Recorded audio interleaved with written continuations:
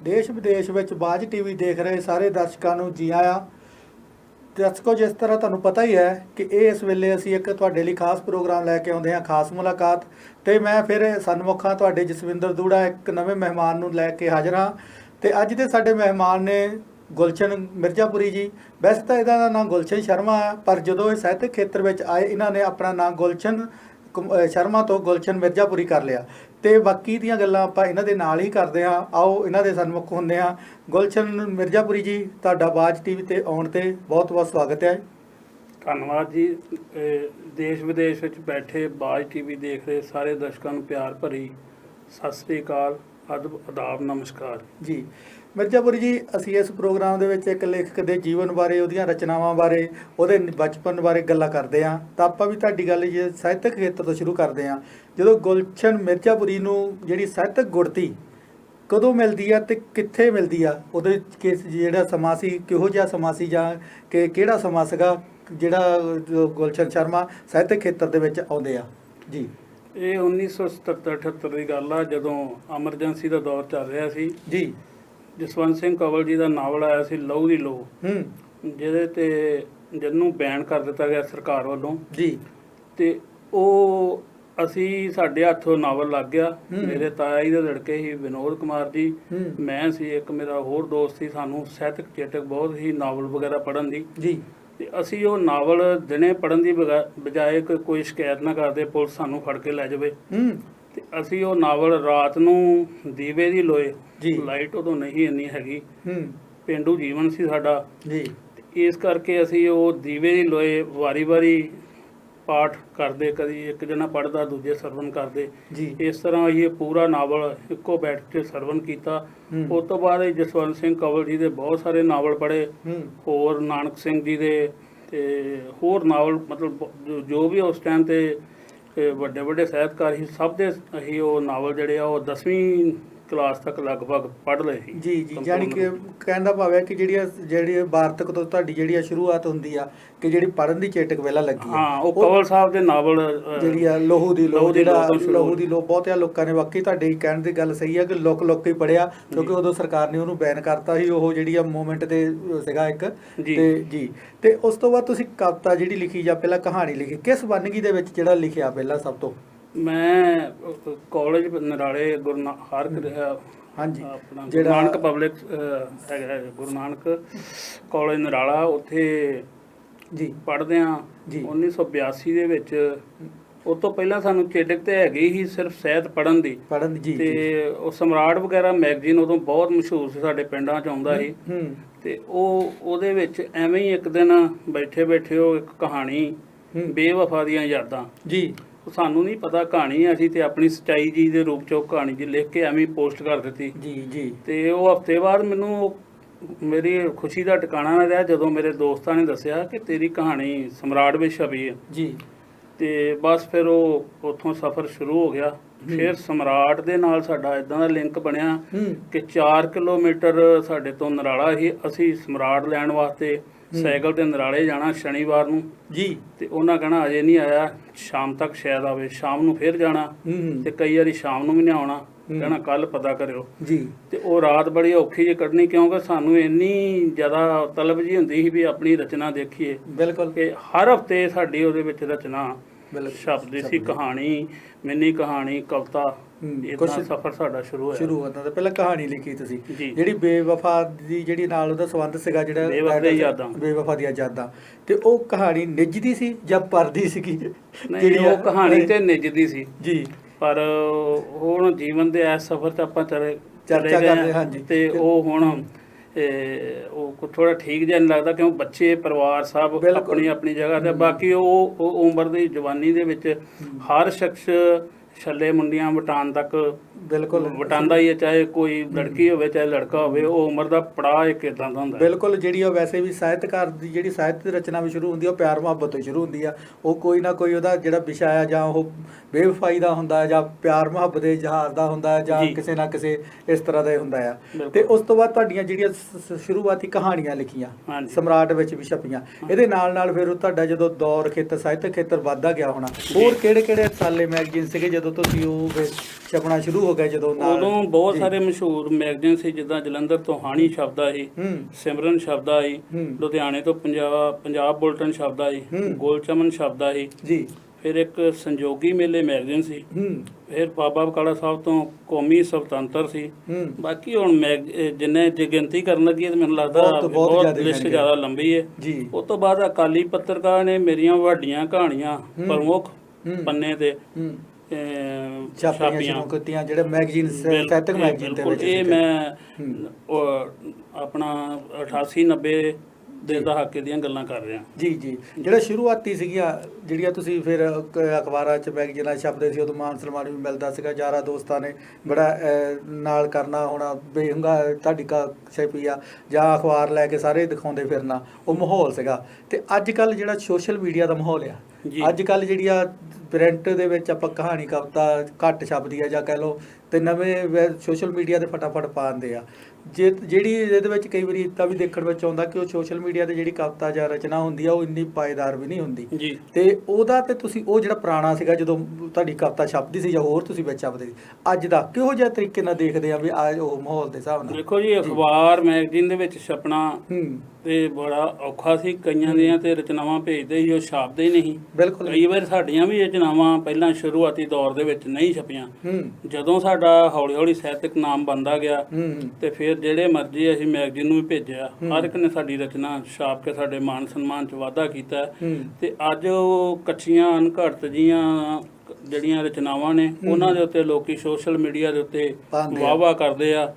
ਉਹ ਵੀ ਇੱਕ ਭਾਜੀ ਵਾਲਾ ਹਿਸਾਬ ਹੈ ਜੀ, ਜੇ ਅੱਜ ਤੁਸੀਂ ਕਿਸੇ ਨੂੰ ਦਿੰਦੇ ਹੋ ਤੇ ਵਾਪਸੀ ਤੁਹਾਨੂੰ ਮਿਲ ਜੂਗੀ ਵਾਹ। ਬਿਲਕੁਲ। ਜੇ ਨਹੀਂ ਕਿਸੇ ਦੇ ਕਮੈਂਟ ਕਰਦੇ ਤੁਹਾਡੀਆਂ ਰਚਨਾਵਾਂ ਤੇ ਵੀ ਨਹੀਂ ਹੋਏਗੀ। ਚੰਗੀ ਰਚਨਾਵਾਂ ਵੀ ਕਈ ਵਾਰੀ ਉੱਦਾਂ ਹੀ ਪਈ ਰਹਿੰਦੀ ਆ, ਉਹਦੇ 2-4 10 ਕਮੈਂਟ ਹੁੰਦੇ ਆ, ਤੇ ਜਿਹੜੀ ਉਹ ਬਾਲੀ ਪਾਏਦਾਰ ਦੀ ਰਚਨਾ ਹੁੰਦੀ ਉਹਦੇ 200-250 ਕਮੈਂਟ ਹੁੰਦੇ ਆ ਤੇ ਜਾਂ ਲਾਈਕ ਹੁੰਦੇ ਆ। ਤੇ ਉਹ ਸਿਰਫ ਸਹੀ ਗੱਲ ਹੈ, ਤੁਹਾਡੀ ਭਾਜੀ ਵਾਲਾ ਹਿਸਾਬ ਕਿਤਾਬ ਆ, ਇੱਕ ਲਿਫਾਫਾ ਦੇ ਦੋ ਤਾਂ ਕੱਲ 2 ਲੈ ਲਓ। ਤੇ ਤੁਸੀਂ ਸ਼ੁਰੂਆਤੀ ਤੁਹਾਡੀ ਕਹਾਣੀਆਂ ਛਪੀਆਂ, ਜ਼ਿਆਦਾਤਰ ਤੁਸੀਂ ਕਹਾਣੀ ਦੇ ਨਾਲ ਖੇਤਰ ਦੇ ਵਿੱਚ ਰਹੇ, ਕਿਹੋ ਜਿਹਾ ਵਿਸ਼ੇ ਲੈਂਦੇ ਸੀਗੇ ਜਾਂ ਕਿਸ ਤਰ੍ਹਾਂ ਵਿਸ਼ੇ ਜਿਹੜੇ ਚੁਣਦੇ ਸੀਗੇ ਤੁਸੀਂ ਉਹ ਕਹਾਣੀਆਂ ਦੇ ਵਿੱਚ? ਮੈਂ ਜ਼ਿਆਦਾਤਰ ਸਮਾਜਿਕ ਵਿਸ਼ੇ ਹੀ ਹੁੰਦੇ ਸੀ, ਜਿੱਦਾਂ ਸਾਡੇ ਜੋ ਬੰਦਾ ਰਾਈਟਰ ਵੀ ਕੋਈ ਉਤੋਂ ਵੱਖਰਾ ਨਹੀਂ ਹੁੰਦਾ, ਸਮਾਜ 'ਚ ਰਹਿੰਦਾ, ਜੋ ਸਮਾਜ ਦਾ ਅੰਗ ਹੁੰਦਾ, ਜੋ ਸਮਾਜ ਦੇ ਵਿੱਚ ਵਾਪਰਦਾ, ਦੇਖਦਾ, ਉਹ ਸੁਣਦਾ ਤੇ ਉਹੀ ਉਹਦੀਆਂ ਰਚਨਾਵਾਂ ਦੇ ਵਿੱਚ ਉਹ ਬੋਲਦਾ। ਬਿਲਕੁਲ ਜੀ। ਤੇ ਸਾਡੇ ਵੀ ਇਦਾਂ ਹੀ ਸੀ, ਜਿੱਦਾਂ ਕਿਸੇ ਇੱਕ ਭਰਾ ਨੇ ਭਰਾ ਨੂੰ ਮਾਰ ਦਿੱਤਾ ਇੱਕ ਜ਼ਮੀਨ ਦੀ ਖਾਤਰ, ਸਾਡੇ ਪਿੰਡ ਦੀ ਘਟਨਾ ਸੀ, ਉਹਦੇ ਤੇ ਵੀ ਮੈਂ ਕਹਾਣੀ ਲਿਖੀ। ਧੀਆਂ ਨੂੰ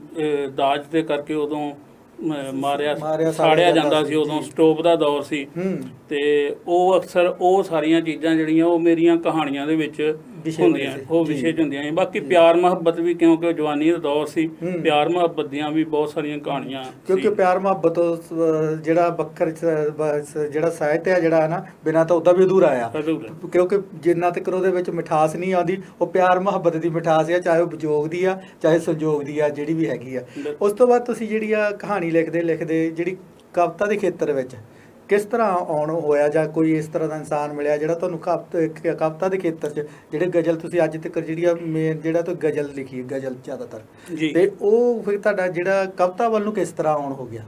ਇੱਦਾਂ ਮੈਂ ਵੱਡੀ ਕਹਾਣੀ ਤੋਂ ਬਾਅਦ ਮੈਂ ਮਿੰਨੀ ਕਹਾਣੀ ਦਾ ਉਦੋਂ ਦੌਰ ਚੱਲਿਆ ਜੀ।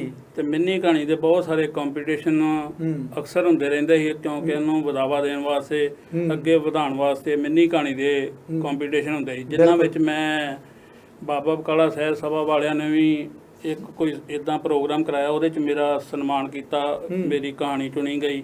ਮੁਕੰਦਪੁਰ ਸਾਹਿਬ ਸਭਾ ਹੀ ਅਮਰੀਕ ਸਿੰਘ ਕਟਾਰੀਆ ਜੀ, ਉਹਨਾਂ ਨੇ ਵੀ ਮੇਰੀ ਕਹਾਣੀ ਨੂੰ ਸਨਮਾਨ ਦਿੱਤਾ। ਤੇ ਉਸ ਤੋਂ ਬਾਅਦ ਫਿਰ ਮੈਂ ਇਹ ਵੱਡੀ ਕਹਾਣੀ ਤੋਂ ਥੋੜਾ ਪਰੇ ਚਲਾ ਗਿਆ, ਛੋਟੀ ਕਹਾਣੀ, ਤੇ ਉਸ ਤੋਂ ਬਾਅਦ ਕਵਿਤਾ ਦੇ ਦੌਰ 'ਚ ਆ ਗਿਆ। ਜਦੋਂ ਮੈਂ ਕਵਿਤਾ ਹੀ ਲਿਖਣ ਲੱਗ ਪਿਆ ਤੇ ਫਿਰ ਮੈਨੂੰ ਹੌਲੀ ਹੌਲੀ ਸਮਝ ਆਈ ਵੀ ਇਹ ਛੰਦ-ਬੰਦ ਵਾਲੀ ਕਵਿਤਾ ਚਾਹੀਦੀ ਹੈ ਜਾਂ ਇੱਦਾਂ ਚਾਹੀਦੀ। ਮੈਂ ਜ਼ਿਆਦਾਤਰ ਖੁੱਲ੍ਹੀ ਕਵਿਤਾ ਪਹਿਲਾਂ ਲਿਖਦਾ ਸੀ ਤੇ ਮੇਰੀਆਂ ਖੁੱਲ੍ਹੀਆਂ ਕਵਿਤਾਵਾਂ ਦੇ ਵਿੱਚ ਵੀ ਜੀਵਨ ਦਾ ਸੱਚ ਹੀ, ਕਿਸਾਨਾਂ ਦਾ ਜਾਂ ਆਪਣੇ ਮਜ਼ਦੂਰਾਂ ਦਾ, ਜੋ ਸੱਚਾਈ ਹੈਗੀ ਸੀ, ਉਹ ਸਾਰਾ ਕੁਝ ਮੈਂ ਉਹਦੇ 'ਚ ਪੇਸ਼ ਕਰਦਾ ਸੀ। ਪਰ ਉਹ ਸਮੇਂ ਦੇ ਮੁਤਾਬਕ ਫਿਰ ਮੈਨੂੰ ਕਿਸੇ ਨੇ ਸਲਾਹ ਦਿੱਤੀ, ਸੁਰਿੰਦਰ ਸੋਹਲ ਮੇਰੇ ਸੰਪਰਕ 'ਚ ਆਇਆ, ਜੋ ਅੱਜ ਕੱਲ੍ਹ ਅਮਰੀਕਾ ਰਹਿ ਰਹੇ ਨੇ। ਉਹ ਕਹਿਣ ਲੱਗੇ ਵੀ ਇਹ ਇਹਨੂੰ ਛੰਦਬੰਦ ਜਾਂ ਇਹਨੂੰ ਗਜ਼ਲ ਵਿਧਾ ਨਾਲ ਜੋੜੀਏ। ਜੀ ਫਿਰ ਮੈਂ ਸੁਰਿੰਦਰ ਸੋਲ ਜੀ ਤੇ ਸਰਜੀਤ ਸਾਜਨ ਜੀ ਹੂੰ ਜੋ ਸਿਰਜਣਾ ਕੇਂਦਰ ਕਪੂਰਥਲਾ ਦੇ ਪ੍ਰਧਾਨ ਵੀ ਰਹਿ ਚੁੱਕੇ ਨੇ, ਜੀ ਅਸੀਂ ਮੁੱਢਲੀ ਦੀਕਸ਼ਾ ਅਮਰ ਸਿੰਘ ਜੋਸ਼ ਜੀ ਜੋ ਜੋ ਖੁਦ ਜੋ ਗਜ਼ਲ ਹਾਂ ਗਜ਼ਲ ਗੋ ਸੀ ਤੇ ਉਹ ਜੋਸ਼ ਮਲ ਸਿਆਣੀ ਜੀ ਦੇ ਹੂੰ ਚੇਲੇ ਸੀ ਜੀ ਦਾਗ ਗਜ਼ਲ ਸਕੂਲ ਦੇ ਨਾਲ ਸੰਬੰਧਿਤ ਜੀ। ਜੀ। ਉਹਨਾਂ ਉਹ ਸਾਈਂ ਦਾ ਸਕੂਲ ਚ ਪੜ੍ਹਾਉਂਦੇ ਵੀ ਰਹੇ, ਹੂੰ ਜਿਨ੍ਹਾਂ ਤੋਂ ਮੈਨੂੰ ਇਹ ਮਾਣ ਆ ਕਿ ਪ੍ਰੋਫੈਸਰ ਦਵਿੰਦਰ ਮੰਡ ਜੀ ਹੂੰ ਜਿਹੜੇ ਸਾਡੇ ਦੋਸਤਾਂ ਦੀ ਸੂਚੀ ਵਿੱਚ ਸਭ ਤੋਂ ਉੱਪਰ ਉਹਨਾਂ ਦਾ ਨਾਮ ਹੀ ਆਉਂਦਾ, ਜੀ ਤੇ ਉਹਨਾਂ ਦੇ ਪਿਤਾ ਜੀ ਉਹ ਮਾਸਟਰ ਸ਼ੰਕਰ ਜੀ ਉਹ ਵੀ ਉਹਨਾਂ ਦੇ ਕੋਲੋਂ ਪੜ੍ਹੇ ਜੀ ਕੀ ਬਾਤ ਹੈ। ਤੇ ਹੂੰ, ਉਹ ਅਸੀਂ ਉਹਨਾਂ ਦੇ ਲੜ ਲੱਗੇ, ਉਹਨਾਂ ਨੇ ਸਾਨੂੰ ਮੁੱਢਲੀ ਵਿਦਿਆ ਜਿਹੜੀ ਗਜ਼ਲ ਦੀ ਜੀ ਥੋੜੀਆਂ ਬਰੀਕੀਆਂ ਦੱਸੀਆਂ। ਜੀ ਉਸ ਤੋਂ ਬਾਅਦ ਅਸੀਂ ਬਾਜਵਾ ਸਾਹਿਬ ਦੇ ਲੜ ਜਾ ਕੇ ਲੱਗੇ, ਜੀ ਉੱਥੋਂ ਕਾਫੀ ਸਿੱਖਿਆ। ਜੀ ਤੇ ਕਿਉਂਕਿ ਉਹਨਾਂ ਸਮਿਆਂ ਦੇ ਵਿੱਚ ਅਜੇ ਸੁਰਿੰਦਰ ਸੋਲ ਇਹ ਦਵਿੰਦਰ ਮਾਂਡੇ ਪੜ੍ਹ ਰਹੇ ਸੀ, ਹੂੰ ਗ੍ਰੈਜੂਏਸ਼ਨ ਕੀਤੀ, ਇਹਨਾਂ ਨੇ ਐਮਏ ਕੀਤੀ, ਐਮਫਿਲ ਕੀਤੀ। ਜੀ ਤੇ ਫਿਰ ਉਹ ਇਹ ਦੌਰ ਚੱਲਦਾ ਰਿਹਾ। ਮੈਂ ਤੇ ਉਦੋਂ ਘਰ ਗ੍ਰਸਤੀ ਦੇ ਚੱਕਰ 'ਚ ਪੈ ਗਿਆ ਸੀ, ਹੂੰ ਬਸ ਮੈਂ ਡਿਊਟੀ ਜਾਣਾ, ਡਿਊਟੀ ਤੋਂ ਘਰ, ਜੀ ਘਰ ਤੋਂ ਡਿਊਟੀ। ਜੀ ਕਿਉਂਕਿ ਪੜ੍ਹਨ ਲਿਖਣ ਵਾਲਾ ਬੰਦਾ ਸਾਹਿਤ ਲਈ ਵੀ ਟਾਈਮ ਕੱਢ ਲੈਂਦਾ, ਜਿਹੜਾ ਇੱਕ ਕੰਮ ਕਰਨ ਵਾਲਾ ਉਹਨੂੰ ਬਿਜੀ ਇੰਨਾ ਹੁੰਦਾ ਕਿ ਉਹਨੂੰ ਆਲਾ ਦੁਆਲਾ ਦੇਖਣ ਦਾ ਵੀ ਨਹੀਂ ਸਮਾਂ ਪਰ ਮਿਲਦਾ। ਫਿਰ ਵੀ ਮੇਰਾ ਪਰਿਵਾਰ ਜਿਹੜਾ ਸੀ ਉਹ ਇਸ ਗੱਲੋਂ ਪਰੇਸ਼ਾਨ ਹੋ ਜਾਂਦਾ ਸੀ ਵੀ ਤੁਸੀਂ ਸਾਰਾ ਦਿਨ ਦਫ਼ਤਰ ਦੇ ਵਿੱਚ ਵੀ ਆਪਣਾ ਕੰਮ ਸਾਰਾ ਦਿਨ ਲਿਖਣ ਪੜ੍ਹਨ ਦਾ ਸੀ, ਤੇ ਉਹ ਵੀ ਤੁਸੀਂ ਸਿਰ ਖਪਾਈ ਕਰਕੇ ਤੇ ਆ ਕੇ ਫਿਰ ਕਿਤਾਬਾਂ ਜਾਂ ਅਖਬਾਰਾਂ ਲੈ ਕੇ ਬਹਿ ਜਾਂਦੇ ਹੋ। ਮੈਂ ਜੇ ਸਵੇਰੇ ਅਖਬਾਰ ਨਹੀਂ ਪੜ੍ਹੀ ਤੇ ਮੈਂ ਰਾਤ ਨੂੰ ਪੜ੍ਹਦਾ ਸੀ ਜੀ ਤੇ ਉਹ ਇਸ ਗੱਲ ਤੋਂ ਵੀ ਮੇਰੇ ਨਾਲ ਖਫਾ ਰਹਿੰਦੇ ਸੀ ਵੀ ਇਹ ਜਾਂ ਐਤਵਾਰ ਆਉਣਾ ਤੇ ਅਸੀਂ 2-2 3-3 ਕਵੀ ਦਰਬਾਰਾਂ ਦੇ ਵਿੱਚ ਸੁਰਿੰਦਰ ਸੋਲ ਨੇ ਸਾਈਕਲ ਚਲਾਉਣਾ, ਮੈਂ ਅੱਗੇ ਡੰਡੇ ਤੇ ਬੈਠਣਾ ਠੀਕ ਹੈ ਤੇ ਪਿੱਛੇ ਉਲਟਾ ਬੈਠਦੇ ਸੀ ਉਹ ਅਮਰ ਸਿੰਘ ਜੋਤ ਜੀ ਜੀ ਤੇ ਉਹ ਬੜੇ ਧਿਆਨ ਨਾਲ ਚਲਾਉਣਾ ਪੈਣਾ ਬਾਜ਼ਾਰ ਦੇ ਵਿੱਚ ਭਈ ਕਿਤੇ ਇਹਨਾਂ ਦੇ ਲੱਗ ਨਾ ਜਾਏ, ਜੀ, ਉਹ ਤੋਂ ਕਿਉਂਕਿ ਉਹਨਾਂ ਦੇ ਲੱਤ ਤੋਂ ਪਹਿਲਾਂ ਹੀ ਉਹਨਾਂ ਦੇ ਸੱਟ ਹੀ ਉਹ ਕੋਈ। ਤੇ ਇਸ ਕਰਕੇ ਅਸੀਂ ਇਹ ਸਫ਼ਰ ਬੜਾ ਕੀਤਾ, ਇੱਕ ਕਵੀ ਦਰਬਾਰ ਤੋਂ ਬਾਅਦ ਦੂਜੇ ਕਵੀ ਦਰਬਾਰ ਦੇ ਵਿੱਚ ਜਾਣਾ। ਬਿਲਕੁਲ। ਤੇ ਗੁਲਸ਼ਨ ਸਾਹਿਬ ਗੱਲਾਂ ਬਾਤਾਂ ਪੈਦੀ ਚੱਲਦੀਆਂ ਰਹਿਣਗੀਆਂ, ਤੁਹਾਡੇ ਨਾਲ ਸਾਹਿਤਕ ਸਾਂਝ ਪਾਵਾਂਗੇ, ਰਚਨਾਵਾਂ ਨਾਲ ਵੀ। ਇੱਕ ਛੋਟੇ ਜਿਹੇ ਹੋ ਗਿਆ ਬ੍ਰੇਕ ਦਾ ਟਾਈਮ। ਦਰਸ਼ਕੋ ਤੁਸੀਂ ਕਿਤੇ ਨਹੀਂ ਜਾਣਾ, ਇਸ ਤਰ੍ਹਾਂ ਸਾਡੇ ਨਾਲ ਬਣੇ ਰਹੋ। ਅਸੀਂ ਗਏ ਤੇ ਆਏ।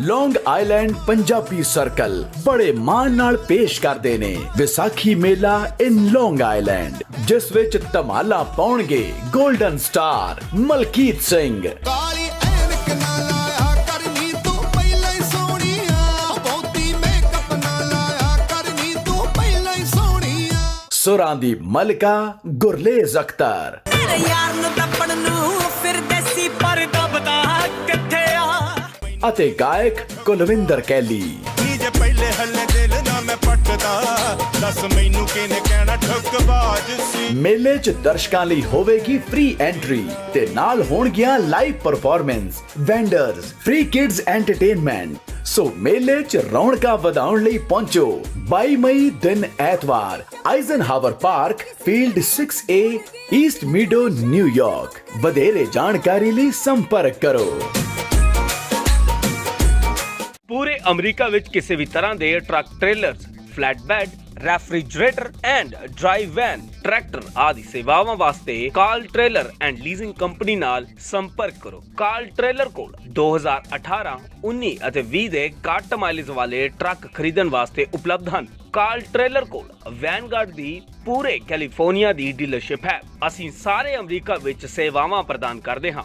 ਕਾਲ ਟ੍ਰੇਲਰ ਕੋਲ ਇਨ ਹਾਊਸ ਫਾਈਨੈਂਸਿੰਗ ਦੀ ਸੁਵਿਧਾ ਵੀ ਹੈ ਉਪਲਬਧ। ਵਧੇਰੀ ਜਾਣਕਾਰੀ ਲਈ ਧਰਮਿੰਦਰ ਰੰਧਾਵਾ ਨੂੰ 9093515220 ਅਤੇ 9092407234 ਅਤੇ ਸਿਕੰਦਰ ਸਿੰਘ ਰੰਧਾਵਾ ਨੂੰ 9092407272 ਤੇ ਸੰਪਰਕ ਕਰੋ। ਤੁਸੀਂ ਹੇਠ ਲਿਖੇ ਪਤੇ ਤੇ ਉੱਤੇ ਵੀ ਸੰਪਰਕ ਕਰ ਸਕਦੇ ਹੋ। ਇਨਕਮ ਟੈਕਸਿਸ, ਸਿੰਗਲ, ਮੈਰਿਡ, ਨਿਆਣੇ ਛੋਟੇ ਵੱਡੇ, ਕਾਲਜ ਜਾਂਦੇ ਆ, ਅਰਨ ਇਨਕਮ ਕ੍ਰੈਡਿਟ, eligible ਹੋ, it can be a complicated issue. Get it done professionally and filing it electronically. Come to a person with more than 20 years of experience.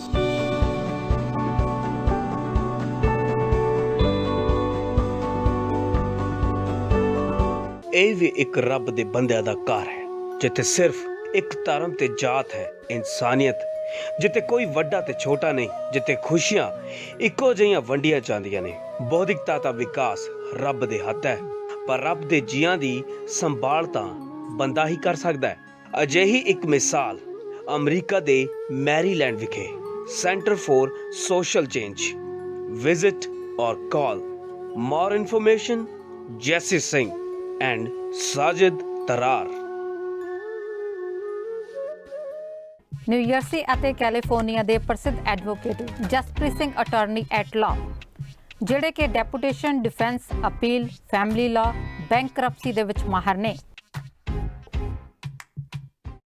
ਗਡੂਰਾ real estate ਅਤੇ ਗਡੂਰਾ mortgage New York ਦੀ ਕੁਇਨਜ਼ ਵਿੱਚ ਸਭ ਤੋਂ ਪੁਰਾਣੀ brokerage company. ਲੋਕਾਂ ਦੀ ਭਰੋਸੇਮੰਦ ਅਤੇ ਆਜ਼ਮਾਈ ਹੋਈ ਗਡੂਰਾ ਰੀਅਲ ਏਸਟੇਟ। ਇਸ ਕੋਲ ਭਰੋਸੇਮੰਦ ਰੀਅਲ ਏਸਟੇਟ ਏਜੰਟਾਂ ਦੀ ਟੀਮ ਹੈ। ਕਾਲ ਵਿਨੋਦ ਗਡੂਰਾ 9176828560। ਨਾਲ ਹੀ ਮੌਰਗੇਜ ਲਈ ਕਿਤੇ ਜਾਣ ਦੀ ਲੋੜ ਨਹੀਂ। ਗਡੂਰਾ ਮੌਰਗੇਜ ਇਸੀ ਛੱਤ ਹੇਠ ਪਰਚੇਜ਼ ਅਤੇ ਰੀਫਾਈਨੈਂਸ ਦੀ ਸਹੂਲਤ ਵੀ ਉਪਲਬਧ ਕਰਵਾਉਂਦਾ ਹੈ। Call Vineet Gadura MBA, President and Owner, Gadura Mortgage, number 7186400444। Global freight carrier Inc trucking ਦੀਆਂ ਇੱਕੋ ਛੱਤ ਥੱਲੇ ਸਾਰੀਆਂ ਸੇਵਾਵਾਂ। ਟਰੱਕ ਰਿਪੇਅਰ, 24 ਘੰਟੇ road service, world wide truck trailer lease and sale, ਜਿਸ ਵਿੱਚ reefer, driver van, flat bed, tractor ਸਭ ਸ਼ਾਮਿਲ ਨੇ। ਗਲੋਬਲ ਫਰਾਈਟ ਔਨ ਆਪਰੇਟਰਾਂ ਅਤੇ ਡਰਾਈਵਰਾਂ ਨੂੰ ਵੀ ਹਾਇਰ ਕਰਦਾ ਹੈ। ਵਧੇਰੀ ਜਾਣਕਾਰੀ ਲਈ ਅਵਤਾਰ ਸਿੰਘ ਵੜਿੰਗ ਨੂੰ ਹੇਠ ਲਿਖੇ ਨੰਬਰਾਂ ਤੇ ਸੰਪਰਕ ਕਰੋ।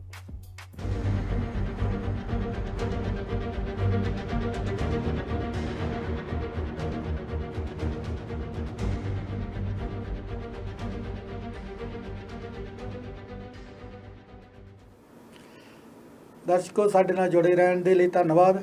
ਪ੍ਰੋਗਰਾਮ ਚੱਲ ਰਿਹਾ ਹੈ ਖਾਸ ਮੁਲਾਕਾਤ ਤੇ ਸਾਡੇ ਅੱਜ ਦੇ ਮਹਿਮਾਨ ਨੇ ਗੁਲਸ਼ਨ ਮਿਰਜ਼ਾਪੁਰੀ ਜੀ। ਮਿਰਜ਼ਾਪੁਰੀ ਜੀ ਦੀ ਆਪਾਂ ਗੱਲ ਕਰ ਰਹੇ ਸੀ ਸਾਹਿਤ ਸਭਾਵਾਂ ਦੀ, ਜਿਹੜੀਆਂ ਤੁਹਾਡੇ ਵੇਲੇ ਦੀਆਂ ਸੀਗੀਆਂ, ਜਾਣੀ ਕਿ ਉਹ ਭਾਵੇਂ ਸਾਡੇ ਵੇਲੇ ਦੀ, ਮੇਰਾ ਵੀ ਉਹ ਉੱਥੇ ਕਿਤੇ ਨਾਲ ਦੇ ਪੀਰੀਅਡ ਆ ਕਹਿ ਲਓ, ਪਰ ਜਿਹੜਾ ਅੱਜ ਦੀਆਂ ਸਭਾਵਾਂ ਤੇ ਉਸ ਦੇ ਸਭਾਵਾਂ ਦਾ ਤੁਹਾਨੂੰ ਕੀ ਲੱਗਦਾ, ਕੀ ਅੰਤਰ ਆ? ਉਦੋਂ ਮਾਹੌਲ ਕਿਹੋ ਜਿਹਾ ਸੀਗਾ ਸਾਹਿਤ ਸਭਾਵਾਂ ਦਾ, ਤੇ ਅੱਜ ਦਾ ਜਿਹੜਾ ਮਾਹੌਲ ਕਿਸ ਤਰ੍ਹਾਂ ਦਾ ਆ? ਚੂੜਾ ਸਾਹਿਬ, ਗੱਲ ਇਹ ਆ ਵੀ ਉਹ ਉਸ ਟਾਈਮ ਤੇ ਜਿਹੜੇ ਉਸਤਾਦ ਲੋਕ ਹੀ ਤੁਹਾਡੀ ਰਚਨਾ ਦੇ ਵਿੱਚ ਕੋਈ ਕਮੀ ਪੇਸ਼ੀ ਸੀ ਤੇ ਉਹਨੂੰ ਦੱਸਦੇ ਸੀ, ਬੇਟਾ ਇਦਾਂ ਨਹੀਂ, ਇਹਨੂੰ ਇਦਾਂ ਕਰੋ ਜੀ। ਤੇ ਉਹ ਖਿੜੇ ਮੱਥੇ ਪ੍ਰਵਾਨ ਕਰਕੇ ਉਹਨਾਂ ਦੇ ਗੋਡੀ ਹੱਥ ਲਾਣੇ ਤੇ ਕਹਿਣਾ ਜੀ ਬਹੁਤ ਬਹੁਤ ਸ਼ੁਕਰੀਆ, ਤੁਸੀਂ ਇਦਾਂ ਹੀ ਸਾਡੀ ਉਂਗਲ ਫੜੀ ਰੱਖਣਾ। ਬਿਲਕੁਲ, ਆਸ਼ੀਰਵਾਦ ਬਣਾਈ ਰੱਖਿਓ, ਆਸ਼ੀਰਵਾਦ ਆਪਣਾ ਬਣਾਈ ਰੱਖਣਾ। ਤੇ ਅੱਜ ਜਿਹੜਾ ਦੌਰ ਆ, ਉਹ ਪਹਿਲੀ ਗੱਲ ਤੇ ਕੋਈ ਗਲਤੀ ਕੱਢਦਾ ਨਹੀਂ। ਕੱਢਣ ਦਾ ਨਾ ਕੱਢਣ ਦਾ ਕਾਰਨ ਇਹ ਆ ਕਿ ਉਹ ਜਿਹੜੇ ਸੁਣਨ ਵਾਲੇ ਆ ਅੱਗੋਂ, ਉਹ ਗੱਲ ਕਿਸੇ ਦੀ ਮੰਨ ਕੇ ਰਾਜੀ ਨਹੀਂ। ਖੁਦ ਆਪਣੇ ਆਪ ਨੂੰ ਉਸਤਾਦ ਹੀ ਸਮਝਦੇ ਆ। ਉਹ ਆਪਣੇ ਆਪ ਨੂੰ ਕਹਿੰਦੇ ਵੀ ਮੈਂ ਹੀ ਉਸਤਾਦ ਆ, ਜੋ ਮੈਂ ਲਿਖਿਆ ਬਿਲਕੁਲ ਸਹੀ ਆ। ਮੈਂ ਕਹਿੰਦੇ ਮੇਰੀ ਰਚਨਾ ਖੁਰੇ ਵਿਗਾੜ ਰਹੇ ਆ। ਤੇ ਇਸ ਕਰਕੇ ਉਹਨਾਂ ਸਾਹਿਤ ਸਭਾਵਾਂ 'ਚ ਤੇ ਅੱਜ ਬਹੁਤ ਸੀ, ਉਹਨਾਂ ਸਾਹਿਤ ਸਭਾਵਾਂ 'ਚ ਜਾਣਾ, ਉਸਤਾਦ ਸ਼ਾਇਰਾਂ ਦੇ ਗੋਡੀ ਹੱਥ ਲਾਣਾ ਸਾਰਾ।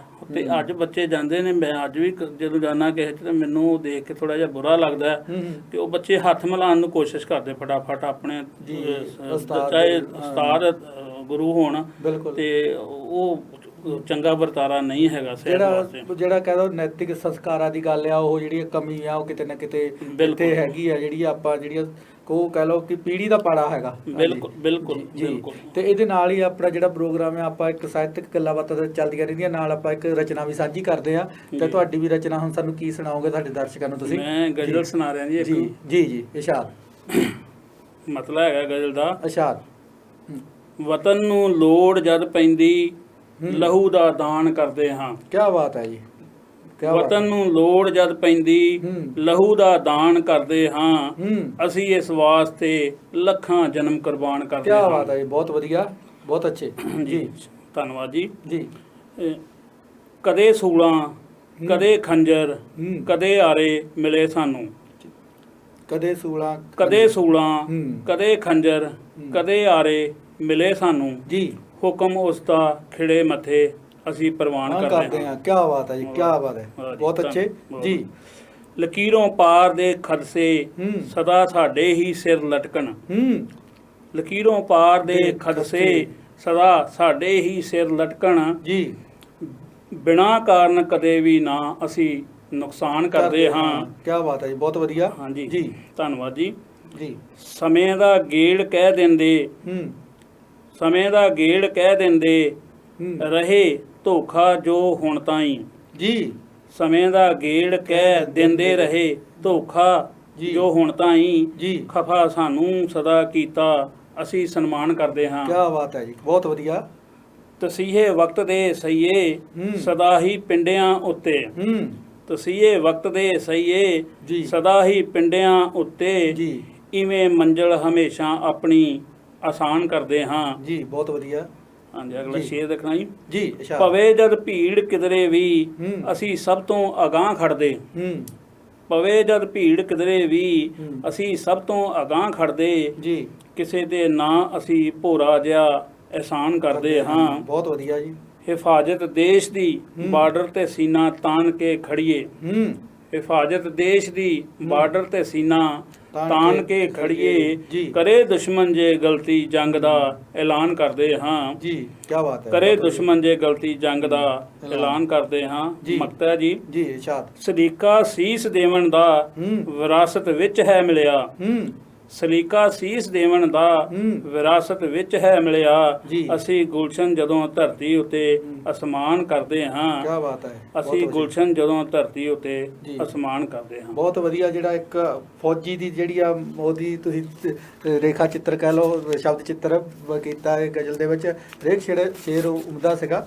ਤੇ ਇਸ ਦੇ ਨਾਲ ਹੀ ਫਿਰ ਆਪਾਂ ਤੁਹਾਡੇ ਬਚਪਨ ਬਾਰੇ ਆਉਂਦੇ ਆ ਕਿ ਜਦੋਂ ਜਿਹੜਾ ਤੁਸੀਂ ਜਿਹੜਾ ਸ਼ੁਰੂਆਤੀ ਜਿਹੜੀ ਰਚਨਾਵਾਂ ਸੀ, ਮਾਹੌਲ ਸੀਗਾ, ਦੋਸਤਾਂ ਮਿੱਤਰਾਂ ਨਾਲ ਮਿਲਣਾ ਜਾਂ ਇਕੱਠੇ ਹੋ ਕੇ ਗੱਲ ਕਰਨੀ, ਇੱਦਾਂ ਦੀਆਂ ਕੋਈ ਯਾਦ ਸਾਂਝੀ ਆਪਾਂ ਕਰਨੀ ਚਾਹੋਗੇ ਕਿ ਜਦੋਂ ਤੁਹਾਡਾ ਸਾਹਿਤਕ ਖੇਤਰ ਦੇ ਵਿੱਚ ਜਦੋਂ ਵਿਸਥਾਰ ਹੁੰਦਾ ਆ, ਉਹ ਯਾਰਾਂ ਮਿੱਤਰਾਂ ਦੇ ਨਾਲ ਕੌਣ ਹੁੰਦੇ ਸੀਗੇ ਜਾਂ ਕਿਸ ਤਰ੍ਹਾਂ ਦਾ ਮਾਹੌਲ ਹੁੰਦਾ ਸੀਗਾ ਉਦੋਂ ਦਾ? ਜੀ ਕਿਸੇ ਦੇ ਘਰਾਂ ਦੇ ਵਿੱਚ ਜਾ ਕੇ। ਹਾਂਜੀ ਗੱਲ ਆਪਾਂ ਉਸ ਸਮੇਂ ਦੇ ਵਿੱਚ ਨਾ ਅਸੀਂ ਇੱਕ ਦੂਜੇ ਦੇ ਘਰਾਂ ਦੇ ਵਿੱਚ ਜਾਂਦੇ ਸੀ। 2-3 ਦੋਸਤ। ਖਤਾਂ ਦਾ ਦੌਰ ਸੀ ਉਦੋਂ। ਜੀ ਬਿਲਕੁਲ। ਜ਼ਿਆਦਾਤਰ ਖਤ 15 ਪੈਸੇ ਵਾਲਾ ਉਹ ਹੀ ਜ਼ਿਆਦਾ ਲਿਖਦੇ ਸੀ, ਜਾਂ ਲਿਫਾਫਾ ਬੰਦ ਤੇ ਬਹੁਤ ਘੱਟ ਲਿਖਦੇ। ਪੀਲਾ ਕਾਰਡ ਆਉਂਦਾ ਹੁੰਦਾ ਸੀ। ਪੀਲੇ ਕਾਰਡ ਦੇ ਉੱਪਰ ਹੀ ਅਸੀਂ ਇਹ ਲਿਖ ਦੇਣਾ ਵੀ ਇਹ ਸ਼ਨੀਵਾਰ ਫਲਾਣਾ ਜਾਂ ਫਲਾਣਾ ਅਸੀਂ ਆ ਰਹੇ ਹਾਂ, ਕਿਉਂਕਿ ਐਤਵਾਰ ਛੁੱਟੀ ਹੁੰਦੀ। ਸ਼ਨੀਵਾਰ ਸ਼ਾਮ ਨੂੰ ਜਾਣਾ, ਰਾਤ ਉੱਥੇ ਰਹਿਣਾ ਜੀ ਤੇ 12-1 ਵਜੇ ਤੱਕ ਵਿਚਾਰ ਚਰਚਾ ਸਿਹਤ ਬਾਰੇ ਤੇ ਕਰਨੀ ਆਪਸ ਦੇ ਵਿੱਚ। ਜੀ ਤੇ ਫਿਰ ਇੱਕ ਕਾਪੀ ਰੱਖੀ ਹੁੰਦੀ ਸੀ, ਉਹਦੇ ਵਿੱਚ ਫਿਰ ਲਿਖਾਣਾ ਵੀ ਅਸੀਂ ਅੱਜ ਸਾਡੇ ਘਰ ਆਏ ਜੀ ਤੇ ਅਸੀਂ ਇਹਦੇ ਤੇ ਚਰਚਾ ਕੀਤੀ, ਕਾਰਵਾਈ ਜਿਹੜੀ ਪਾਉਣੀ ਹੈ, ਕਾਰਵਾਈ ਪਾਣੀ। ਤੇ ਉਹਨਾਂ ਨੇ ਵੀ ਕਹਿਣਾ ਸੀ ਭਾਈ ਇਹ ਬੜਾ ਮਾਣ ਮਹਿਸੂਸ ਕਰਦੇ ਆ, ਇਹ ਫਲਾਣਾ ਸਾਡੇ ਘਰ ਆਇਆ ਜੀ। ਤੇ ਉਹ ਇਸ ਤਰ੍ਹਾਂ ਇਹ ਦੌਰ ਚੱਲਦਾ। ਇਹ ਅਸੀਂ ਕਦੀ ਉੱਥੇ ਤਰਨਤਾਰਨ ਸਾਹਿਬ ਚਲੇ ਜਾਣਾ, ਤੇ ਕਦੀ ਇੱਧਰ ਕੰਧਾਲਾ ਜੱਟਾਂ, ਮਤਲਬ ਵੱਖ-ਵੱਖ ਦੋਸਤਾਂ ਦੇ ਜਿਹੜੇ ਲੇਖਕ ਸੀਗੇ ਉਹਨਾਂ ਦੇ ਘਰ ਕਰਕੇ ਕਦੇ ਰਾਤ ਰਹਿਣ ਕੀ ਉੱਥੇ ਗੱਲਬਾਤ ਕਰਨੀ। ਬਾਕੀ ਸੁਰਿੰਦਰ ਮੈਂ ਸੰਗਲ ਸੋਲਡ 1900 ਤੇ 91 ਦੇ ਵਿੱਚ ਚਲਾ ਗਿਆ ਸੀ, ਅਪ੍ਰੈਲ 1991 ਚ ਜੀ। ਤੇ ਸੰਗਲ ਸੋਲ ਜਾਣ ਨਾਲ ਮੈਨੂੰ ਇਹ ਸੀ ਦਵਿੰਦਰ ਮੰਡ ਰੋਜ਼ ਸ਼ਾਮ ਨੂੰ ਆ ਜਾਣਾ। ਸੁਰਿੰਦਰ ਸੋਲ ਹੁੰਦਾ ਸੀ ਉੱਥੇ, ਪ੍ਰੇਮ ਗੋਰਖੀ ਜੀ, ਬਾਜਵਾ ਸਾਹਿਬ, ਚਾਨਣ ਗੋਬਿੰਦਪੁਰੀ ਜੀ, ਤੇ ਆਪਣਾ ਦੇਸ ਰਾਜ ਕਾਲੀ, ਭਗਵੰਤ ਰਸੂਲਪੁਰੀ, ਸ਼ਬਦੀਸ਼ ਜੀ, ਉਹ ਮਤਲਬ ਅਨੇਕਾਂ ਨਾਮ ਨੇ ਜਿਹੜੇ ਇਕੱਠੇ ਸਾਹਿਤਕਾਰ ਇਕੱਠੇ ਹੋ ਜਾਂਦੇ ਸੀ। ਉਹ ਅਕਸਰ ਇਕੱਠੇ ਹੁੰਦੇ ਸੀ। ਮੈਂ ਕਿਹਦਾ ਨਾਂ ਲਵਾਂ, ਬੜੀ ਲੰਬੀ ਸੂਚੀ ਹੈ ਜੀ। ਬਿਲਕੁਲ। ਤੇ ਮੈਨੂੰ ਵੀ ਉਹ ਸੁਰਿੰਦਰ ਸੋਲ ਹਰਾਂ ਦੀ ਬਦੌਲਤ ਇਹਨਾਂ ਸਾਰਿਆਂ ਨੂੰ ਮਿਲਣ ਦਾ ਸੁਭਾਅ ਪ੍ਰਾਪਤ ਹੋਇਆ। ਤੇ ਉਹ ਇਸ ਤਰ੍ਹਾਂ ਸਾਡਾ ਸਾਹਿਤਕ ਸਫ਼ਰ ਜਿਹੜਾ ਸੀ ਉਹ ਚੱਲਦਾ ਸੀ। ਹਾਸਾ ਮਜ਼ਾਕ ਵੀ ਵਿੱਚ ਹੋਣਾ, ਸਾਹਿਤਕ ਗੱਲਾਂ ਵੀ ਹੋਣੀਆਂ ਜੀ। ਤੇ ਉਹ ਬੜਾ ਵਧੀਆ ਦੌਰ ਸੀ। ਉਹ ਮੁੜ ਕੇ ਦੁਬਾਰਾ ਸੁਰਿੰਦਰ ਸੋਲ ਜੀ ਆਪਣਾ ਅਮਰੀਕਾ ਚਲੇ ਗਏ, ਤੇ ਓਂਕਾਰਪ੍ਰੀਤ ਜੀ ਜਿਹੜੇ ਨੇ ਉਹ ਕੈਨੇਡਾ ਚਲੇ ਗਏ ਜੀ। ਪ੍ਰੋਫੈਸਰ ਦਵਿੰਦਰ ਮੰਡ ਇੱਥੇ DAV ਕਾਲਜ ਪ੍ਰੋਫੈਸਰ ਹੋ ਗਏ ਜੀ। ਬਿਲਕੁਲ। ਇਸ ਤਰ੍ਹਾਂ ਹੀ ਜਿਹੜਾ ਉਹ ਆਪਣੇ ਕੰਮਾਂ ਦੇ ਵਿੱਚ ਬਿਜੀ ਹੋ ਗਏ। ਵੈਸੇ ਵੀ ਉਹ ਜਿਹੜਾ ਹੁਣ ਸਮਾਂ ਵੀ ਇੱਕ ਇਸ ਤਰ੍ਹਾਂ ਦਾ ਹੋ ਗਿਆ ਕਿ ਸਾਡੇ ਕੋਲ ਸਮਾਂ ਹੀ ਹੈ ਨਹੀਂ। ਉਦੋਂ ਸਮਾਂ ਵੀ ਸੀਗਾ। ਇੱਕ ਦੂਸਰੀ ਗੱਲ ਸੀ ਤਾਂਘ ਸੀ ਮਿਲਣ ਦੀ, ਇੱਕ ਦੂਸਰੀ ਇੱਛਾ ਸੀ। ਹੁਣ ਅਸੀਂ ਆਪਣੇ ਪਰਿਵਾਰਾਂ ਦੇ ਵਿੱਚ ਸੀਮਤ ਹੋ ਗਏ ਆ, ਜਿੰਨਾ ਵੀ ਹੈਗਾ ਆ ਉਹ ਪਰਿਵਾਰ ਵੀ ਸਾਡੇ ਇਕੱਲੇ ਹੋ ਗਏ। ਸਮਝ ਲਓ ਕਿ ਇੱਕ ਘਰ ਦੇ ਵਿੱਚ 4 ਜੀ ਆ ਤੇ 4 ਦੇ ਵੱਖਰੇ ਕਮਰੇ ਚ। ਬਿਲਕੁਲ ਜੀ, ਆਪਣਾ ਮੋਬਾਈਲ ਫੜ ਕੇ ਬੈਠੇ ਆ ਤਾਂ ਬਿਜੀ ਕਰ ਦਿੱਤਾ ਜ਼ਿੰਦਗੀ ਨੂੰ ਅਸੀਂ। ਉਹ ਜਿਹੜਾ ਯਾਦਾਂ ਹੀ ਰਹਿ ਗਈਆਂ ਉਹ ਜਿਹੜੀਆਂ ਮਾਹੌਲ ਦੀਆਂ। ਤੇ ਆਪਾਂ ਹੁਣ ਜਿਹੜੀ ਆ ਪਿਛਲਾ ਸਮਾਂ ਜਿਹੜਾ ਕਿਸਾਨੀ ਸੰਘਰਸ਼ ਦਾ ਦੌਰ ਰਿਹਾ ਜੀ, ਸਮਝ ਲਓ 1.5-2 ਸਾਲ, ਬਹੁਤ ਸਾਰੇ ਸਾਹਿਤ ਦੀ ਰਚਨਾ ਹੋਈ ਉਦੋਂ। ਤੇ ਉਹਦੇ ਵਿੱਚ ਗਜ਼ਲਾਂ, ਕਹਾਣੀਆਂ, ਕਵਿਤਾਵਾਂ, ਤੇ ਹਰੇਕ ਜਿਹੜਾ ਸਾਹਿਤਕਾਰ ਆ ਲਗਭਗ ਉਸ ਜਿਹੜੇ ਦੌਰ ਦੇ ਨਾਲ ਜੁੜਿਆ ਰਿਹਾ। ਤੁਹਾਡੀਆਂ ਵੀ ਕੋਈ ਇਸ ਤਰ੍ਹਾਂ ਦੀਆਂ ਰਚਨਾਵਾਂ ਤੁਸੀਂ ਵੀ ਲਿਖੀਆਂ ਹੋਗੀਆਂ ਜਿਹੜੀਆਂ ਕਿਸਾਨੀ ਸੰਘਰਸ਼ ਦੇ ਨਾਲ ਸੰਬੰਧਿਤ ਆ, ਤੇ ਆਪਾਂ ਦਰਸ਼ਕਾਂ ਨਾਲ ਉਹ ਸਾਂਝੀਆਂ ਕਰੀਏ ਜੇ ਹੈਗੀਆਂ ਉਸ ਸਮੇਂ ਦੀਆਂ ਲਿਖੀਆਂ ਹੋਈਆਂ ਜੀ। ਤੇ ਇੱਕ ਦੂਸਰਾ ਉਸ ਮਾਹੌਲ ਨੂੰ ਕਿਹੋ ਜਿਹਾ ਦੇਖਦੇ ਤੁਹਾਡੀ ਨਜ਼ਰ ਦੇ ਵਿੱਚ, ਕਿੱਦਾਂ ਜਿਹੜਾ ਸੀਗਾ? ਦੇਖੋ ਜੀ, ਬੜਾ ਦੁੱਖ ਭਰਿਆ ਸਮਾਂ ਸੀ। ਜਿਹੜਾ ਅੰਨਦਾਤਾ ਹੈ ਉਹਨੂੰ ਸੜਕਾਂ ਦੇ ਉੱਤੇ 1 ਸਾਲ ਬਿਲਕੁਲ ਆਪਣੇ ਸੰਘਰਸ਼ ਵਾਸਤੇ ਮੀਂਹ ਧੁੱਪ ਛਾਂ ਤੋਂ ਕਿਸੇ ਚੀਜ਼ ਦੀ ਪਰਵਾਹ ਕੀਤੇ ਬਿਨਾਂ ਆਪਣਾ ਪਰਿਵਾਰ ਛੱਡ ਕੇ ਉੱਥੇ ਬਾਰਡਰ ਤੇ ਬੈਠੇ ਰਹੇ, ਤੇ ਸਮੇਂ ਦੀਆਂ ਸਰਕਾਰਾਂ ਨੇ ਉਹਨਾਂ ਦੇ ਨਾਲ ਬੇਹੱਦ ਅਨਿਆਏ ਕੀਤਾ, ਲਾਠੀ ਚਾਰਜ ਕੀਤੇ, ਪਾਣੀ ਦੀਆਂ ਬੁਛਾੜਾਂ ਛੱਡੀਆਂ। ਕਈ ਸਾਡੇ ਜਿਹੜੇ ਕਿਸਾਨ ਵੀਰ ਆ ਉਹ 'ਚ ਆਪਣੇ ਸ਼ਹੀਦ ਹੋ ਗਏ, ਕੁਰਬਾਨੀਆਂ ਦਿੱਤੀਆਂ ਉਹਨੇ ਉੱਤੇ ਜੀ। ਹਾਂ, ਉਹਨਾਂ ਦੀਆਂ ਕੁਰਬਾਨੀਆਂ ਨੂੰ ਵੀ ਹਮੇਸ਼ਾ ਇਤਿਹਾਸ ਦੇ ਪੰਨਿਆਂ ਵਿੱਚ ਸਮੇਟੇ ਗਏ ਨੇ, ਉਹ ਲਿਖੇ ਗਏ ਆ, ਉਹ ਹਮੇਸ਼ਾ ਸਾਡੇ ਨਾਲ ਰਹਿਣਗੇ। ਬਾਕੀ ਮੈਂ ਵੀ ਉਹਦੇ ਬਾਰੇ ਕਾਫੀ ਪ੍ਰਭਾਵਿਤ ਹੋਇਆ ਤੇ ਮੈਂ ਕਾਫੀ ਰਚਨਾਵਾਂ ਉੱਤੇ ਲਿਖੀਆਂ। ਮੈਂ ਇੱਕ ਦੋ ਰਚਨਾਵਾਂ ਤੁਹਾਨੂੰ ਸੁਣਾ ਰਿਹਾ। ਜੀ ਜੀ ਜ਼ਰੂਰ ਜੀ। ਰਾਜੇ ਸ਼ੀ ਮੁਕੱਦਮ ਕੁੱਤੇ ਜੀ, ਰਾਜੇ ਸ਼ੀ ਮੁਕੱਦਮ ਕੁੱਤੇ ਜੀ, ਜ਼ੁਲਮ ਕਮਾਵਣ ਸਾਡੇ ਉੱਤੇ। ਕੀ ਬਾਤ ਹੈ ਜੀ, ਬਹੁਤ ਵਧੀਆ। ਰਾਜੇ ਸ਼ੀ ਮੁਕੱਦਮ ਕੁੱਤੇ ਜ਼ੁਲਮ ਕਮਾਵਣ ਸਾਡੇ ਉੱਤੇ, ਕੀ ਬਾਤ ਹੈ ਜੀ। ਹੱਕਾਂ ਖਾਤਰ ਜਾਗ ਪਏ ਹਾਂ, ਸਮਝੀ ਨਾ ਤੂੰ ਸਾਨੂੰ ਸੁੱਤੇ। ਕੀ ਬਾਤ ਹੈ ਜੀ। ਤੇਰਾ ਢਿੱਡ ਕਦੇ ਨਾ ਭਰਿਆ, ਤੇਰਾ ਢਿੱਡ ਕਦੇ ਨਾ ਭਰਿਆ ਜੀ, ਲਾਉਂਦੇ ਬਸ ਅਸੀਂ ਤਾਂ ਬੁੱਤੇ। ਕੀ ਬਾਤ ਹੈ ਜੀ, ਬਹੁਤ ਅੱਛੇ ਜੀ। ਸਾਡਾ ਤੂੰ ਇਤਿਹਾਸ ਫਰੋਲੀ, ਰਤ ਦਿਸੂ ਹਰ ਪੰਨੇ ਉੱਤੇ। ਕੀ ਬਾਤ, ਬਹੁਤ ਅੱਛੇ, ਧੰਨਵਾਦ। ਕੀ ਬਾਤ ਹੈ ਜੀ। ਡਰੀਏ ਨਾ ਲੂਆਂ ਪਾਲੇ ਤੋਂ, ਖੇਤਾਂ 'ਚ ਰਹੀਏ ਹਰ ਰੁੱਤੇ ਜੀ। ਡਰੀਏ ਨਾ ਲੂਆਂ ਪਾਲੇ ਤੋਂ ਜੀ, ਖੇਤਾਂ 'ਚ ਰਹੀਏ ਹਰ ਰੁੱਤੇ ਜੀ। ਸਾਡੀ ਅਣਖ ਵੰਗਾਰੇ ਜਿਹੜਾ, ਸਾਡੀ ਅਣਖ ਵੰਗਾਰੇ ਜਿਹੜਾ ਜੀ, ਕੰਡ ਉਡਾਈਏ ਮਾਰ ਕੇ ਜੁੱਤੇ। ਕੀ ਬਾਤ ਹੈ ਜੀ, ਕੀ ਬਾਤ ਹੈ ਜੀ। ਆਪਣੇ ਹੱਕ ਅਸਾਂ ਲੈ ਲੈਣੇ, ਆਪਣੇ ਹੱਕ ਅਸਾਂ ਲੈ ਲੈਣੇ, ਧੁਨ ਗੋਡਾ ਰੱਖ ਧੌਣ ਦੇ ਉੱਤੇ। ਬਹੁਤ ਵਧੀਆ ਜੀ ਜੀ। ਜਦ ਕੋਈ ਵੰਗਾਰੇ ਗੁਲਸ਼ਨ, ਜਦ ਕੋਈ ਵੰਗਾਰੇ ਗੁਲਸ਼ਨ, ਹੱਕ ਲਏ ਬਿਨ ਫਿਰ ਨਾ ਸੁੱਤੇ। ਰਾਜੇ ਸ਼ੀ ਮੁਕੱਦਮ ਕੁੱਤੇ, ਜ਼ੁਲਮ ਕਮਾਵਣ ਸਾਡੇ ਉੱਤੇ ਜੀ। ਇਸ ਦੇ ਨਾਲ ਹੀ ਆਪਾਂ ਇੱਕ ਹੋਰ ਦੀ ਰਚਨਾ ਹੋਣੀ ਤੁਹਾਡੇ ਕੋਲ ਕੋਈ ਇਸੇ ਵਿਸ਼ੇ ਦੇ ਨਾਲ ਸੰਬੰਧਿਤ, ਆਪਾਂ ਉਹ ਵੀ ਦਰਸ਼ਕਾਂ ਨਾਲ ਸਾਂਝੀ ਕਰ ਲੈਂਦੇ ਨਾਲ ਲੱਗਦੀ ਜੀ ਜੀ ਜੀ। ਘੋਲ ਲਹੂ ਨੂੰ ਵਿੱਚ ਦਵਾਤਾਂ, ਤਾਂ ਲਿਖਾਂਗੇ ਦਿਲ ਦੀਆਂ ਬਾਤਾਂ। ਕੀ ਬਾਤ ਹੈ ਜੀ, ਕੀ ਬਾਤ ਹੈ ਜੀ। ਸ਼ੁਕਰੀਆ ਜੀ ਜੀ। ਘੋਲ ਲਹੂ ਨੂੰ ਵਿੱਚ ਦਵਾਤਾਂ, ਤਾਂ ਲਿਖਾਂਗੇ ਦਿਲ ਦੀਆਂ ਬਾਤਾਂ। ਘੁੱਪ ਹਨੇਰਾ ਠੰਡੀਆਂ ਰਾਤਾਂ ਜੀ, ਯੋਧੇ ਲੜਦੇ ਵਿੱਚ ਬਰਸਾਤਾਂ। ਕੀ ਬਾਤ ਹੈ ਜੀ, ਬਹੁਤ ਅੱਛਾ। ਸਿੰਘੂ ਬਾਰਡਰ ਦੀ ਗੱਲ ਕੀਤੀ ਹੈ ਜੀ ਜੀ। ਬਿਲਕੁਲ ਜੀ, ਬਿਲਕੁਲ ਹਾਂਜੀ। ਘੁੱਪ ਹਨੇਰਾ ਠੰਡੀਆਂ ਰਾਤਾਂ, ਯੋਧੇ ਲੜਦੇ ਵਿੱਚ ਬਰਸਾਤਾਂ ਜੀ। ਸਾਡੀ ਕੋਝੀ ਸੋਚ ਨਹੀਂ ਹੈ ਹਾਂਜੀ, ਜੋ ਵੰਡੇ ਵਿੱਚ ਜਾਤਾਂ ਪਾਤਾਂ। ਕੀ ਬਾਤ ਹੈ ਜੀ, ਬਹੁਤ ਅੱਛੇ ਜੀ, ਧੰਨਵਾਦ ਜੀ ਜੀ। ਜ਼ੁਲਮਾਂ ਦੀ ਫਿਰ ਨੇਰੀ ਝੁੱਲੀ, ਜ਼ੁਲਮਾਂ ਦੀ ਫਿਰ ਨੇਰੀ ਝੁੱਲੀ ਜੀ, ਰੁਸ਼ਨਾਵਾਂਗੇ ਕਾਲੀਆਂ ਰਾਤਾਂ ਜੀ ਜੀ। ਹੱਕ ਲੈਣ ਤੇਰੀ ਚੌਖਟ ਆਏ, ਹੱਕ ਲੈਣ ਤੇਰੀ ਚੌਖਟ ਆਏ ਜੀ, ਮੰਗਣ ਆਏ ਨਾ ਖੈਰਾਤਾਂ। ਕੀ ਬਾਤ ਹੈ ਜੀ, ਕੀ ਬਾਤ ਹੈ ਜੀ। ਮਿਹਰਬਾਨੀ ਜੀ ਜੀ। ਕਾਲੇ ਲਿਖਣ ਕਾਨੂੰਨਾਂ ਤਾਈਂ ਸਭ ਸਰਕਾਰੀ ਕਲਮ ਦਵਾਤਾਂ। ਕੀ ਬਾਤ ਹੈ, ਬਹੁਤ ਅੱਛੇ। ਕਾਲੇ ਲਿਖਣ ਕਾਨੂੰਨਾਂ ਤਾਈਂ ਸਭ ਸਰਕਾਰੀ ਕਲਮ ਦਵਾਤਾਂ ਜੀ। ਭਿੱਜਣ ਨਾ ਹੱਕਾਂ ਦੇ ਪੰਨੇ ਜੀ, ਹਰ ਪੰਨੇ ਤੇ ਮਾਰਾਂ ਝਾਤਾਂ ਜੀ। ਚਾਰੇ ਪਾਸੇ ਘੁੱਪ ਹਨੇਰਾ ਜੀ, ਯੋਧੇ ਬੈਠੇ ਵਿੱਚ ਬਰਸਾਤਾਂ। ਬਹੁਤ ਵਧੀਆ ਜੀ ਜੀ। ਹਾਂਜੀ ਹਾਂਜੀ। ਕਾਲੀਆਂ ਰਾਤਾਂ ਮੁੱਕਣ ਮਗਰੋਂ ਚਾਨਣ ਵੰਡਣ ਫਿਰ ਪ੍ਰਭਾਤਾਂ ਜੀ। ਕਾਲੀਆਂ ਰਾਤਾਂ ਮੁੱਕਣ ਮਗਰੋਂ ਜੀ, ਚਾਨਣ ਵੰਡਣ ਫਿਰ ਪ੍ਰਭਾਤਾਂ ਜੀ। ਜਿੱਤਣ ਮਗਰੋਂ ਬਾਜੀ ਗੁਲਸ਼ਨ ਜੀ, ਜਿੱਤਣ ਮਗਰੋਂ ਬਾਜੀ ਗੁਲਸ਼ਨ, ਵੰਡਾਂਗੇ ਘਰ ਘਰ ਸੁਗਾਤਾਂ ਜੀ, ਵੰਡਾਂਗੇ ਘਰ ਘਰ ਸੁਗਾਤਾਂ। ਬਹੁਤ ਵਧੀਆ। ਜਿਹੜੀ ਆ ਛੋਟੀ ਬਹਿਰ ਦੇ ਵਿੱਚ ਤੁਸੀਂ ਜਿਹੜੀਆਂ ਗਾਗਰ 'ਚ ਸਾਗਰ ਭਰਿਆ, ਜਿਹੜੀ ਇਤਿਹਾਸ ਦੀ ਗੱਲ ਕੀਤੀ, ਕਿਸਾਨੀ ਸੰਘਰਸ਼ ਦੀ ਗੱਲ ਕੀਤੀ ਆ। ਤੇ ਦਰਸ਼ਕੋ, ਇੱਕ ਛੋਟੇ ਜਿਹਾ ਸਮਾਂ ਹੋ ਗਿਆ ਬ੍ਰੇਕ ਦਾ, ਫਿਰ ਤੇ ਅਸੀਂ ਤੁਰੰਤ ਹੀ ਦੁਬਾਰਾ ਹਾਜ਼ਰ ਹੁੰਦੇ ਹਾਂ। ਤੁਸੀਂ ਕਿਤੇ ਨਹੀਂ ਜਾਣਾ, ਸਾਡੇ ਨਾਲ ਬਣੇ ਰਹਿਣਾ।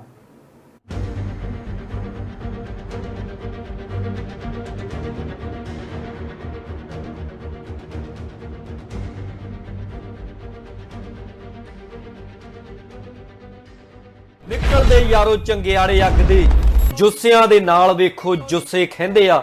ਜਦੋਂ ਕੌਡੀ ਦੇ ਮੈਦਾਨਾਂ ਵਿੱਚ ਖੇਡਦੇ ਪੰਜਾਬੀ, ਫਿਰ ਬੁਲਟਾਂ ਤੋਂ ਵੱਧ ਕੇ ਪਟਾਕੇ ਪੈਂਦੇ ਆ। ਹੋ ਜਾਓ ਤਿਆਰ ਪੰਜਾਬੀਓ, ਹੁਣ ਨਿਊਯਾਰਕ 'ਚ ਪੈਣਗੇ ਕਬੱਡੀ ਦੇ ਪਟਾਕੇ। NYC ਕਬੱਡੀ ਕਲੱਬ ਨਿਊਯਾਰਕ ਵੱਲੋਂ 10 ਜੁਲਾਈ 2022 ਦਿਨ ਐਤਵਾਰ ਨੂੰ ਕਬੱਡੀ ਦੇ ਸ਼ਹੀਦ ਸਵਰਗਵਾਸੀ ਸੰਦੀਪ ਨੰਗਲ ਅੰਬੀਆਂ ਦੀ ਯਾਦ ਨੂੰ ਸਮਰਪਿਤ ਸ਼ਾਨਦਾਰ ਨਿਊਯਾਰਕ NYC ਕਬੱਡੀ ਟੂਰਨਾਮੈਂਟ ਬਹੁਤ ਹੀ ਧੂਮ-ਧਾਮ ਨਾਲ ਕਰਵਾਇਆ ਜਾ ਰਿਹਾ ਹੈ। ਹੱਥ ਮਾਰ ਕੇ ਪੱਟਾਂ ਤੇ ਪੈਂਦੀ ਰੇਡ ਨਹੀਂ ਹੋਏ ਨੀ ਗੱਲ ਸੁਣ ਮੁਟਿਆਰੇ ਹੱਥ ਮਾਰ ਕੇ ਪੱਟਾਂ ਤੇ। ਇਸ ਸ਼ਾਨਦਾਰ ਕਬੱਡੀ ਟੂਰਨਾਮੈਂਟ ਵਿੱਚ ਦੁਨੀਆ ਭਰ ਦੇ ਕਬੱਡੀ ਸੁਪਰਸਟਾਰ ਆਪਣੀ ਖੇਡ ਦਾ ਪ੍ਰਦਰਸ਼ਨ ਕਰਨ ਲਈ ਪਹੁੰਚਣਗੇ। ਖੇਡ ਮੈਦਾਨ 'ਚ ਜੁੱਸਿਆਂ ਨਾਲ ਜੁੱਸੇ ਭਿੜਦੇ ਦੇਖਣ, ਕਬੱਡੀ ਦੇ ਪਟਾਕੇ ਸੁਣਨ ਅਤੇ ਆਪਣੇ ਚਹੇਤੇ ਖਿਡਾਰੀਆਂ ਨੂੰ ਲਾਗਿਓਂ ਤੱਕਣ ਲਈ ਟੂਰਨਾਮੈਂਟ ਦੇਖਣ ਜ਼ਰੂਰ ਪਹੁੰਚੋ।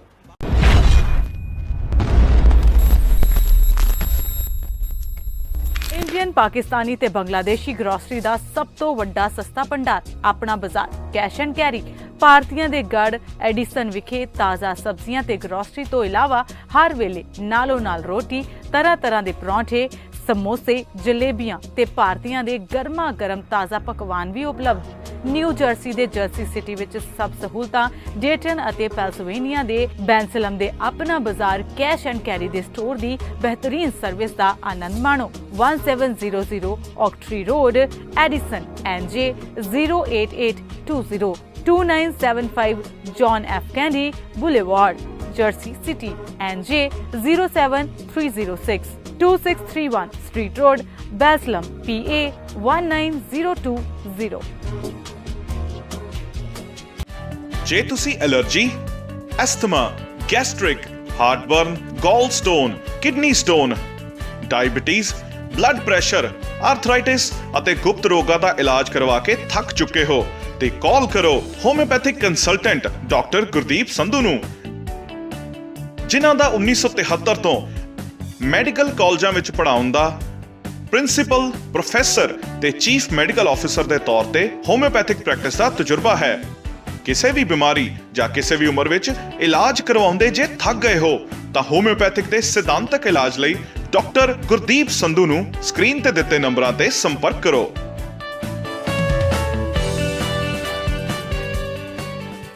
P&J Fuel Wholesaler of Gasoline and Diesel. We offer retail and wholesale, branded and unbranded fuel, serving New Jersey, New York, Pennsylvania, and Texas. Our services include station rebranding for many major gasoline brands at the most competitive prices. Our portfolio includes Exxon, Mobil, Shell, BP, and many more. To grow your business with us, please call 908-720-3032. P&J Fuel, fuel to take you further.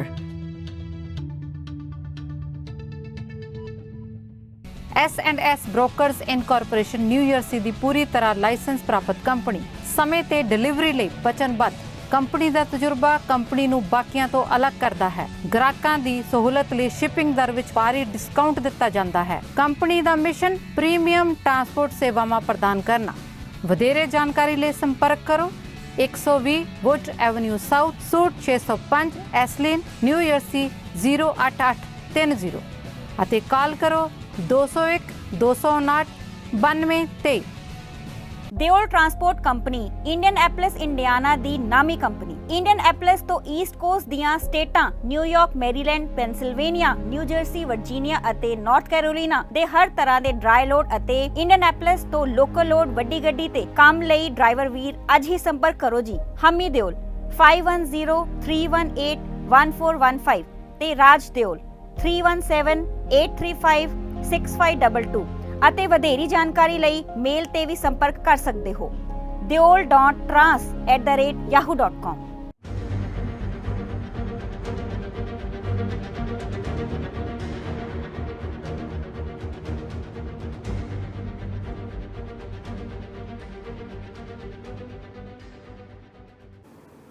ਬਾਜ TV ਨਾਲ ਜੁੜੇ ਰਹਿਣ ਲਈ ਸ਼ੁਕਰੀਆ।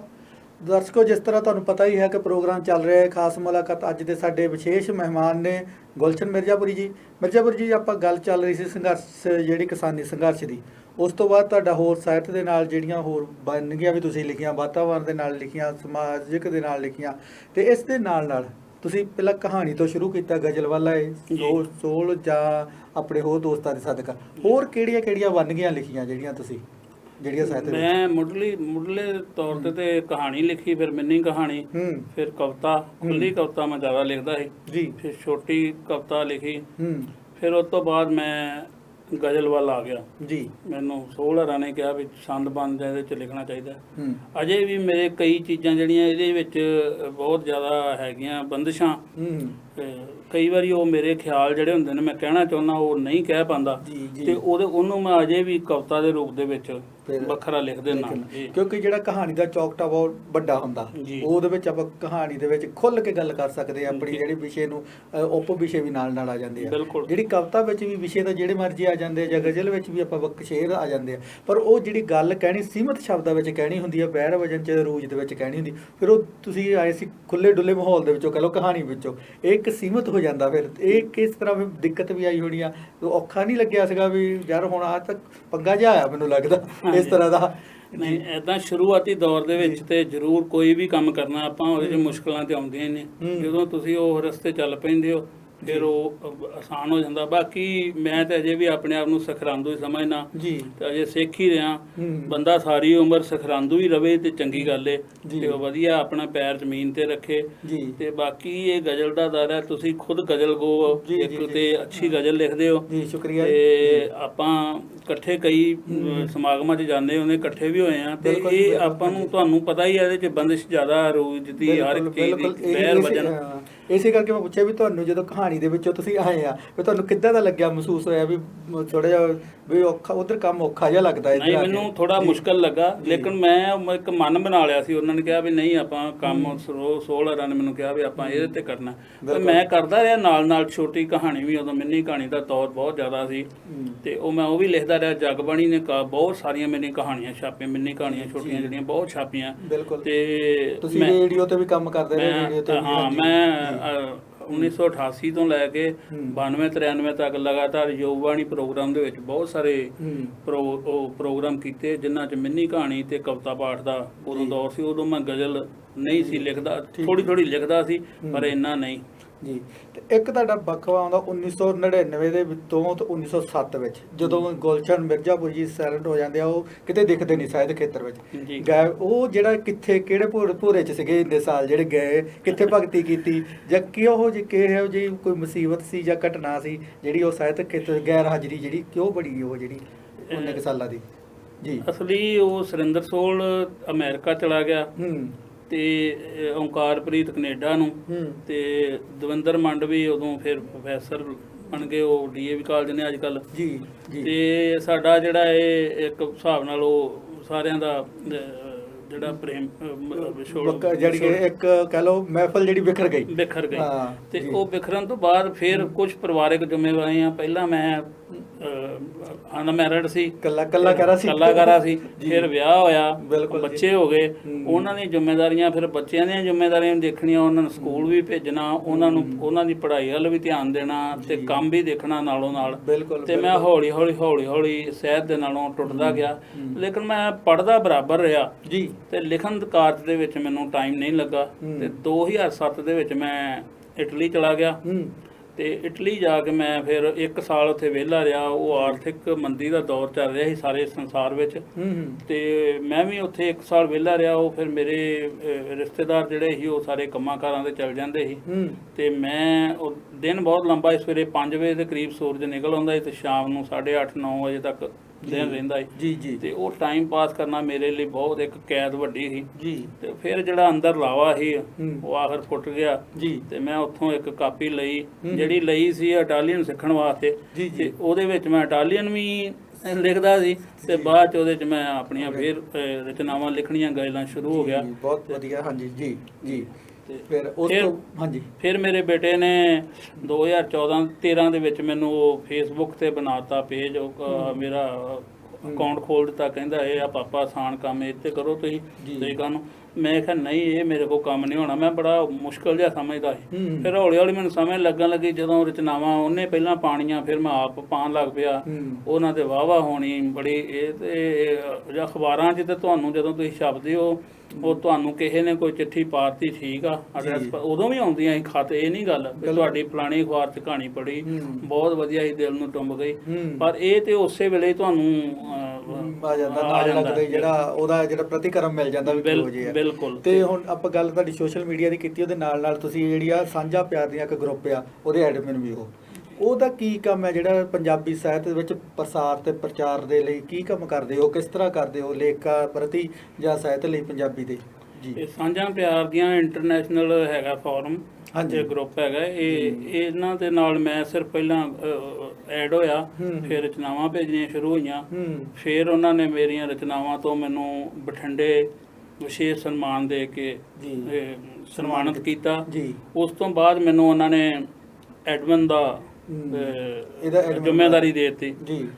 ਮੈਨੂੰ ਉਹ ਤਾਂ ਚੰਗਾ ਲੱਗਦਾ ਹੈ ਕਿ ਉਹ 'ਚ ਸੰਸਾਰ ਭਰ 'ਚ ਜਿੱਥੇ ਵੀ ਪੰਜਾਬੀ ਬੈਠੇ ਨੇ ਉਹ ਸਾਰੇ ਹੀ ਲਗਭਗ ਉਹਦੇ ਵਿੱਚ ਆਪਣੀਆਂ ਰਚਨਾਵਾਂ ਭੇਜਦੇ ਨੇ। ਇਹ ਅਸੀਂ ਨਵਿਆਂ ਨੂੰ ਜ਼ਿਆਦਾਤਰ ਪਹਿਲ ਦਿੰਦੇ ਆ, ਕਿਉਂਕਿ ਪੁਰਾਣੇ ਜਿਹੜੇ ਸਥਾਪਤ ਆ ਉਹਦੇ ਸ਼ਬਦ ਹੀ ਆਪੇ ਨਾਲੋਂ ਨਾਲ, ਬਿਲਕੁਲ, ਤੇ ਨਵਿਆਂ ਨੂੰ ਅਸੀਂ ਦਿੰਦੇ ਆ, ਚਾਹੇ ਕਈ ਵਾਰੀ ਉਹ ਕੱਚ ਰਚਨਾਵਾਂ ਹੁੰਦੀਆਂ ਨੇ, ਫਿਰ ਵੀ ਅਸੀਂ ਉਹਨਾਂ ਦੀ ਹੌਸਲਾ ਅਫਜ਼ਾਈ ਵਾਸਤੇ ਉਹਨਾਂ ਨੂੰ ਛਾਪਦੇ ਆ। ਤੇ ਕਈ ਸਾਨੂੰ ਇਹ ਗੱਲ ਦੀ ਖੁਸ਼ੀ ਹੈ, ਕਈ ਜਿਹੜੇ ਕੱਚ ਰਚਨਾਵਾਂ ਲਿਖਦੇ ਸੀ ਉਹ ਅੱਜ ਬਹੁਤ ਵਧੀਆ ਰਚਨਾਵਾਂ ਬਿਲਕੁਲ ਲਿਖ ਰਹੇ ਨੇ। ਜੀ, ਕਿਉਂਕਿ ਉਹਨਾਂ ਨੂੰ ਉਹ ਦੂਸਰਾ ਪਲੇਟਫਾਰਮ ਚੰਗਾ ਮਿਲ ਗਿਆ, ਉਹ ਹੋਰ ਵੀ ਆਪਣੀ ਰਚਨਾਵਾਂ ਦੇ ਨਾਲ ਜਦੋਂ ਤੁਲਨਾਤਮਕ ਅਧਿਐਨ ਕਰਦੇ ਹੋਣਗੇ ਉਹਨਾਂ ਨੂੰ ਆਪਣੀਆਂ ਵੀ ਕਮੀਆਂ ਦਾ ਪਤਾ ਲੱਗ ਜਾਏਗਾ। ਇੱਕ ਇਹਦੇ ਵਿੱਚ ਇਹ ਆ ਵੀ ਇਹ ਸਾਂਝਾ ਪਿਆਰ ਦੀਆਂ ਹੁਣ ਪਿਛਲੇ 4 ਸਾਲ ਤੋਂ ਇੱਕ ਗਜ਼ਲ ਸਮਰਾਟ ਅਵਾਰਡ ਦਿੰਦਾ, ਜਿਹੜੇ ਹੁਣ ਤੱਕ 4 ਅਵਾਰਡ ਦੇ ਚੁੱਕੇ ਆ, ਤੇ ਬਾਕੀ 5-6 ਜਣਿਆਂ ਨੂੰ ਅਸੀਂ ਸਨਮਾਨਿਤ ਕਰਦੇ ਹਾਂ ਜਿਨ੍ਹਾਂ ਦਾ ਸਾਹਿਤ ਦੇ ਨਾਲ ਕੋਈ ਵਿਸ਼ੇਸ਼ ਰੁਚੀ, ਚਾਹੇ ਉਹ ਸਾਡੇ ਗਰੁੱਪ ਦੇ ਹੈਗੇ ਨੇ ਚਾਹੇ ਗਰੁੱਪ ਤੋਂ ਬਾਹਰ ਨੇ, ਲੇਕਿਨ ਉਹ ਅੱਛਾ ਸਾਹਿਤ ਸਿਰਜ ਰਹੇ ਨੇ, ਅਸੀਂ ਉਹਨਾਂ ਦਾ ਵੀ ਵਿਸ਼ੇਸ਼ ਸਨਮਾਨ ਕਰਦੇ ਹਾਂ। ਇਸ ਕਰਕੇ ਵੀ ਇਹ ਸਾਡੇ ਗਰੁੱਪ ਦੇ ਨਾਲ ਮਤਲਬ ਬਹੁਤ ਸਾਰੇ ਜਾਣੀ ਕਿ ਇੱਕ ਲੇਖਕ ਨੂੰ ਵੀ ਉਤਸ਼ਾਹਿਤ ਕਰਦੇ ਆ, ਜਿਹੜਾ ਚਾਹੇ ਬੇਸ਼ੱਕ ਪਰਪੱਕ ਲੇਖਕ ਆ, ਸਥਾਪਿਤ ਲੇਖਕ ਆ ਜਾਂ ਨਵਾਂ ਲੇਖਕ ਆ।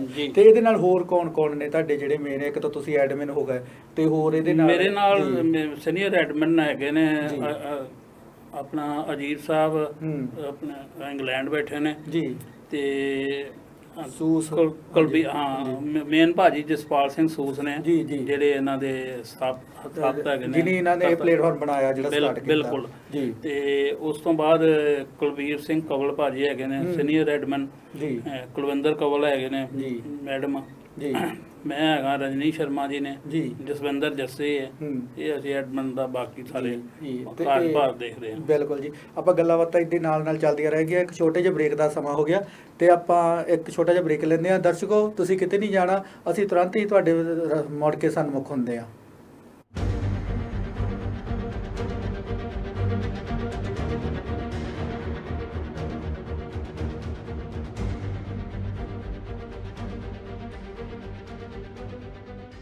ਪੰਜਾਬੀਆਂ ਦੇ ਦਿਲ ਸਟਾਕਟਨ ਵਿਖੇ ਟਰੱਕ ਡਰਾਈਵਰ ਭਰਾਵਾਂ ਲਈ ਸਹੂਲਤਾਂ ਭਰਿਆ ਵੈਨਕੋ ਟਰੱਕ ਐਂਡ ਆਟੋ ਪਲਾਜ਼ਾ, ਜਿੱਥੇ ਟਰੱਕ ਡਰਾਈਵਰ ਵੀਰਾਂ ਲਈ ਸਸਤੇ ਅਤੇ ਭਰੋਸੇਮੰਦ ਰੇਟ ਤੇ ਡੀਜ਼ਲ ਅਤੇ ਹੋਰ ਸਮਾਨ 24 ਘੰਟੇ ਉਪਲਬਧ ਹੈ। ਟਰੱਕਾਂ ਨੂੰ ਪਾਰਕ ਕਰਨ ਤੇ ਡਰਾਈਵਰ ਵੀਰਾਂ ਵਾਸਤੇ ਆਧੁਨਿਕ ਤੇ ਸਾਫ਼ ਸੁਥਰੇ ਸ਼ਾਵਰ, ਖਾਣ ਪੀਣ ਦੇ ਤਾਜ਼ੇ ਫੂਡ ਦੀ ਸੁਵਿਧਾ, ਹਾਈਵੇ ਦੇ ਚਾਰਟਰ ਵੇ ਐਗਜ਼ਿਟ ਦੇ ਐਨ ਉੱਪਰ। ਵਧੇਰੇ ਜਾਣਕਾਰੀ ਲਈ ਮਲਕੀਤ ਸਿੰਘ ਬੋਪਾਰਾਏ ਨੂੰ ਹੇਠ ਲਿਖੇ ਨੰਬਰ ਤੇ ਕਾਲ ਕਰੋ। ਹੁਣ ਟਰੱਕ ਚਲਾਉਣਾ ਸਿੱਖ ਕੇ ਕਰੋ ਕਮਾਈਆਂ। 2020 CDL driving school Fredericksburg Virginia ਵਿਖੇ, ਜਿੱਥੇ CDL ਕਲਾਸ A, B ਤੇ P ਦੀ training, cars, buses, box truck, commercial tractor trailer ਵੀ ਚਲਾਉਣੇ ਸਿਖਾਏ ਜਾਂਦੇ ਨੇ। ਇੱਥੇ ਨਾ ਸਿਰਫ ਪੰਜਾਬੀ, ਹਿੰਦੀ, ਅੰਗਰੇਜ਼ੀ, ਉਰਦੂ ਤੇ ਸਪੈਨਿਸ਼ ਵਿੱਚ ਗੱਲਬਾਤ ਕਰਨ ਦੀ ਸਹੂਲਤ ਹੈ, ਸਗੋਂ ਰਿਹਾਇਸ਼ ਦਾ ਵੀ ਪ੍ਰਬੰਧ ਹੈ। ਅੱਜ ਹੀ ਸੰਪਰਕ ਕਰੋ ਸਨੀ ਨੂੰ 540 656 0985 ਤੇ। ईस्ट कोस्ट दी शानदार trucking company Tibbi Express Inc New Jersey, Pennsylvania, Ohio, Indiana, Kentucky वास्ते पक्के अते back and forth load dedicated run and hookup drop दी सुविधा। नवे ट्रक अते ड्राइवरां नू वधिया रेट, 6 महीने बाद ड्राइवर भरावां नू बोनस, सवेर तो शाम तक लोकल काम करन वाले ड्राइवरां वीरां नू $25 प्रति घंटा। New Jersey Pennsylvania Ohio Indiana Kentucky वास्ते लोकल काम लई ड्राइवर वीर संपर्क करो। Call Happy Tibbe 6099474777। Matawan day care center ਇੱਕ ਮੈਡੀਕਲ ਡੇ ਕੇਅਰ ਪ੍ਰੋਗਰਾਮ ਹੈ ਜੋ ਮੈਟਾਵਨ ਅਤੇ ਆਸ-ਪਾਸ ਦੇ ਖੇਤਰਾਂ ਦੀ ਸੇਵਾ ਕਰਦਾ ਹੈ। ਇੱਥੇ ਲਾਇਸੈਂਸਸ਼ੁਦਾ ਨਰਸਿੰਗ ਕਰਮਚਾਰੀ, ਲਾਇਸੈਂਸਸ਼ੁਦਾ ਸੋਸ਼ਲ ਵਰਕਰ, ਪ੍ਰਮਾਣਿਤ ਡਾਈਟੀਸ਼ੀਅਨ, ਗਤੀਵਿਧੀਆਂ ਦੇ ਨਿਰਦੇਸ਼ਕ, ਤੁਹਾਡੀ ਸਿਹਤ ਸਥਿਤੀਆਂ ਦੀ ਨਿਗਰਾਨੀ, ਸਰੀਰਕ ਅਤੇ ਕਿੱਤਾ-ਮੁਖੀ ਥੈਰੇਪੀ ਦਾ ਤਾਲਮੇਲ, ਗਰੁੱਪ ਐਕਟੀਵਿਟੀ, ਐਕਸਰਸਾਈਜ਼, ਆਰਟ ਅਤੇ ਹੋਰ ਵੀ ਬਹੁਤ ਕੁਝ। ਤੁਹਾਡੇ ਬਲੱਡ ਸ਼ੂਗਰ, ਬਲੱਡ ਪ੍ਰੈਸ਼ਰ ਦੀ monitoring, door to door transportation ਦੀ ਸੁਵਿਧਾ ਦੇ ਨਾਲ ਗਰਮ ਤੇ ਪੌਸ਼ਟਿਕ ਨਾਸ਼ਤਾ ਤੇ ਲੰਚ ਵੀ ਮੁਹੱਈਆ ਕਰਵਾਇਆ ਜਾਂਦਾ ਹੈ। ਸਾਡਾ ਸਟਾਫ ਖਰੀਦਦਾਰੀ ਵਿੱਚ ਤੁਹਾਡੀ ਮਦਦ ਵੀ ਕਰ ਸਕਦਾ ਹੈ। ਸਾਡੇ ਨਾਲ ਹੇਠ ਲਿਖੇ ਪਤੇ ਤੇ ਸੰਪਰਕ ਕਰੋ। ਸੁਹਾਗ ਜੁਐਲਰਸ, ਪੰਜਾਬੀਆਂ ਦਾ ਆਪਣਾ ਜੁਐਲਰੀ ਸਟੋਰ। ਵਿਆਹ, ਸ਼ਾਦੀ ਤੇ ਹੋਰ ਮੌਕਿਆਂ ਲਈ ਲੇਟੈਸਟ ਡਿਜ਼ਾਈਨ ਦੇ ਗਹਿਣੇ ਵਾਜਿਬ ਕੀਮਤ ਤੇ ਖਰੀਦਣ ਦੇ ਲਈ Suhag jewellers, Oak Tree Road, Iselin, New Jersey. Call Surinder or Anu at 7322831200 or 7322833600। ਪੰਜਾਬੀਆਂ ਦਾ ਮਨ ਪਾਉਂਦਾ store Suhag jewellers, 1367 Oak Tree Road, Iselin, New Jersey.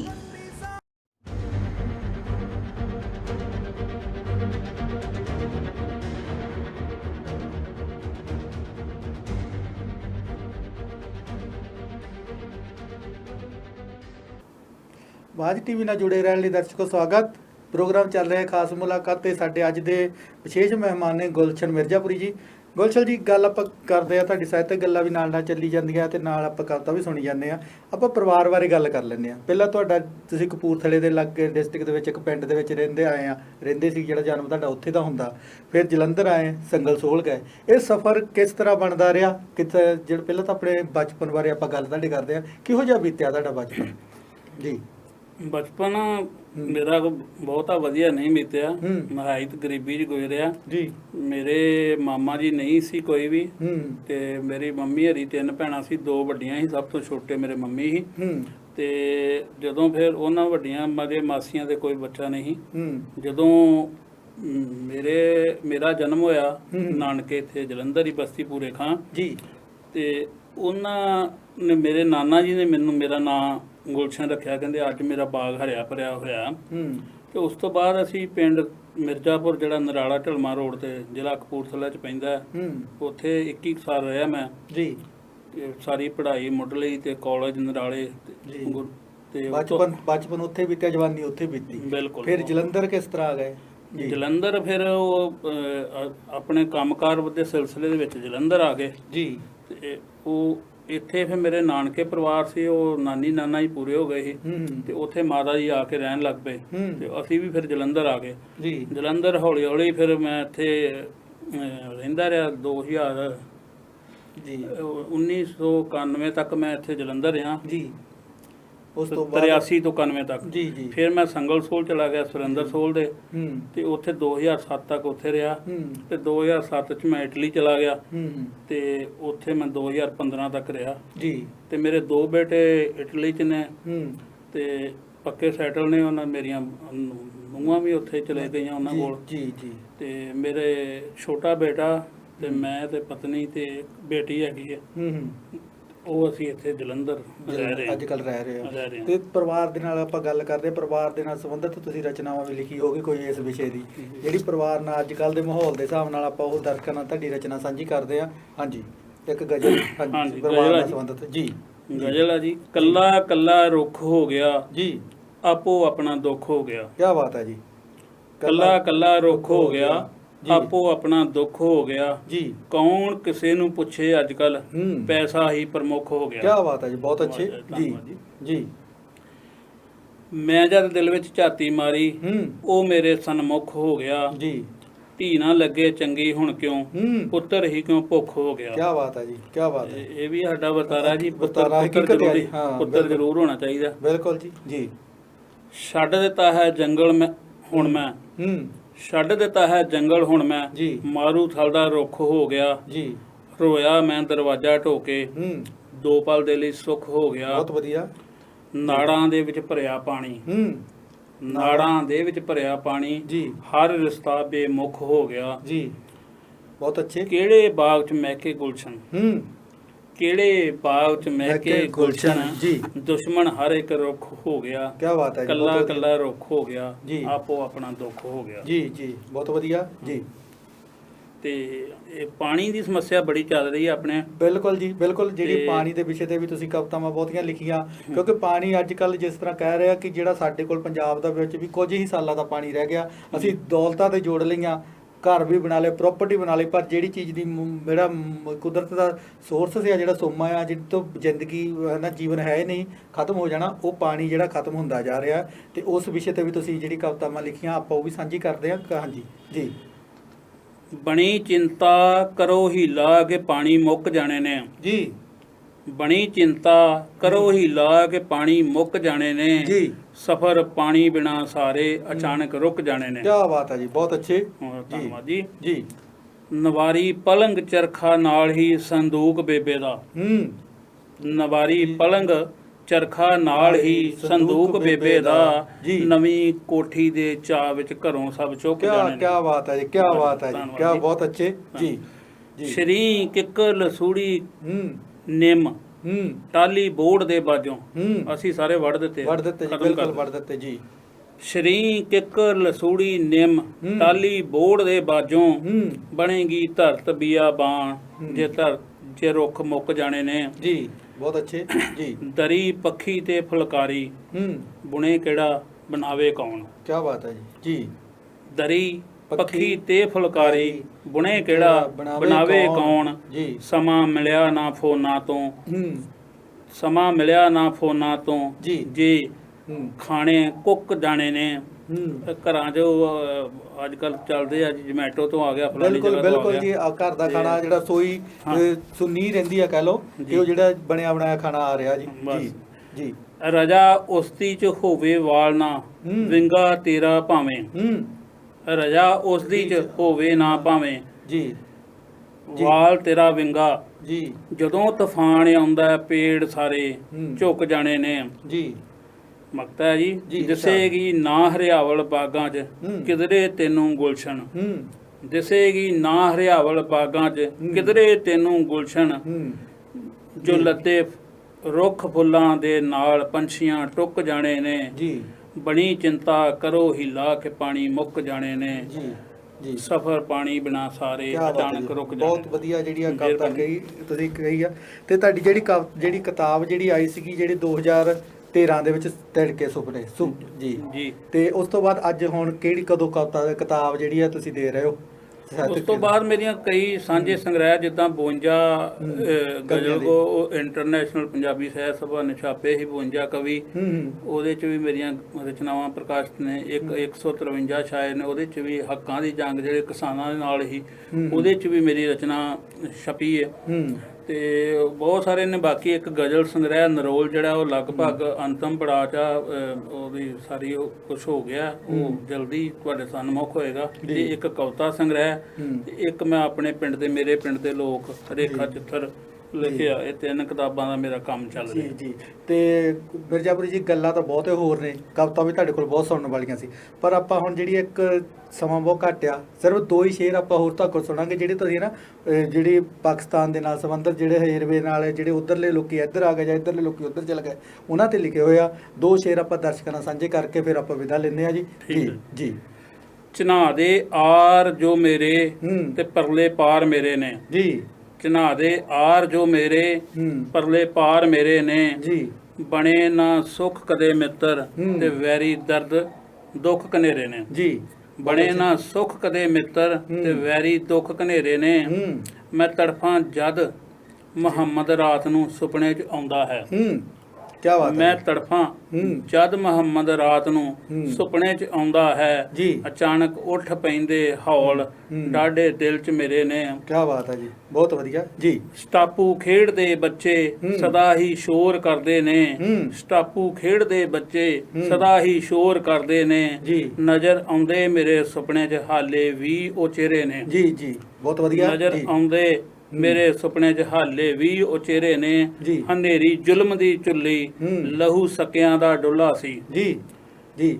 ਹਨੇਰੀ ਜ਼ੁਲਮ ਦੀ ਝੁੱਲੀ ਲਹੂ ਸਕਿਆਂ ਦਾ ਡੁੱਲਾ ਸੀ ਅਜੇ ਤੱਕ ਭੁੱਲ ਨਹੀਂ ਸਕਿਆ ਬਥੇਰੇ ਹੰਝ ਕੇਰੇ ਨੇ ਜੀ ਬਹੁਤ ਅੱਛੇ ਜੀ। ਹਵਾ ਦਾ ਸੀਤ ਬੁੱਲਾ ਜਦ ਵੀ ਲਹਿੰਦੇ ਪਾਸਿਓਂ ਆਵੇ ਹਵਾ ਦਾ ਸੀਤ ਬੁੱਲਾ ਜਦ ਵੀ ਲਹਿੰਦੇ ਪਾਸਿਓਂ ਆਵੇ ਬੜੇ ਹੀ ਯਾਦ ਆਵਣ ਮੀਤ ਮੈਨੂੰ ਦਿਲ ਦੇ ਮੇਰੇ ਨੇ। ਕੀ ਬਾਤ ਹੈ ਜੀ, ਬਹੁਤ ਅੱਛੇ ਜੀ ਜੀ ਜੀ। ਖਿੜੀ ਗੁਲਜ਼ਾਰ ਜਦ ਵੇਖਾਂ ਖਿੜੀ ਗੁਲਜ਼ਾਰ ਜਦ ਦੇਖਾਂ ਜੀ ਖਿੜੇ ਮੇਰਾ ਵੀ ਚਿਹਰਾ ਤਦ ਹਮੇਸ਼ਾ ਯਾਦ ਆਏ ਨਕਸ਼ ਇਹ ਗੁਲਫਾਮ ਤੇਰੇ ਨੇ ਜੀ ਜੀ ਬਹੁਤ ਅੱਛੇ। ਭਟਕਦਾ ਹੀ ਰਿਹਾ ਹਾਂ ਉਮਰ ਭਰ ਮੈਂ ਖੋਜ ਵਿੱਚ ਤੇਰੀ ਜੀ ਭਟਕਦਾ ਹੀ ਰਿਹਾ ਹਾਂ ਉਮਰ ਭਰ ਮੈਂ ਖੋਜ ਵਿੱਚ ਤੇਰੀ ਪਿਆਰੇ ਤੂੰ ਘਰੇ ਆਵੇਂ ਤੇਰੇ ਕਿਸ ਥਾਂ ਤੇ ਡੇਰੇ ਨੇ। ਕੀ ਬਾਤ ਹੈ ਜੀ, ਕੀ ਬਾਤ ਹੈ। ਮਕਤਾ ਜੀ ਇਰਸ਼ਾਦ।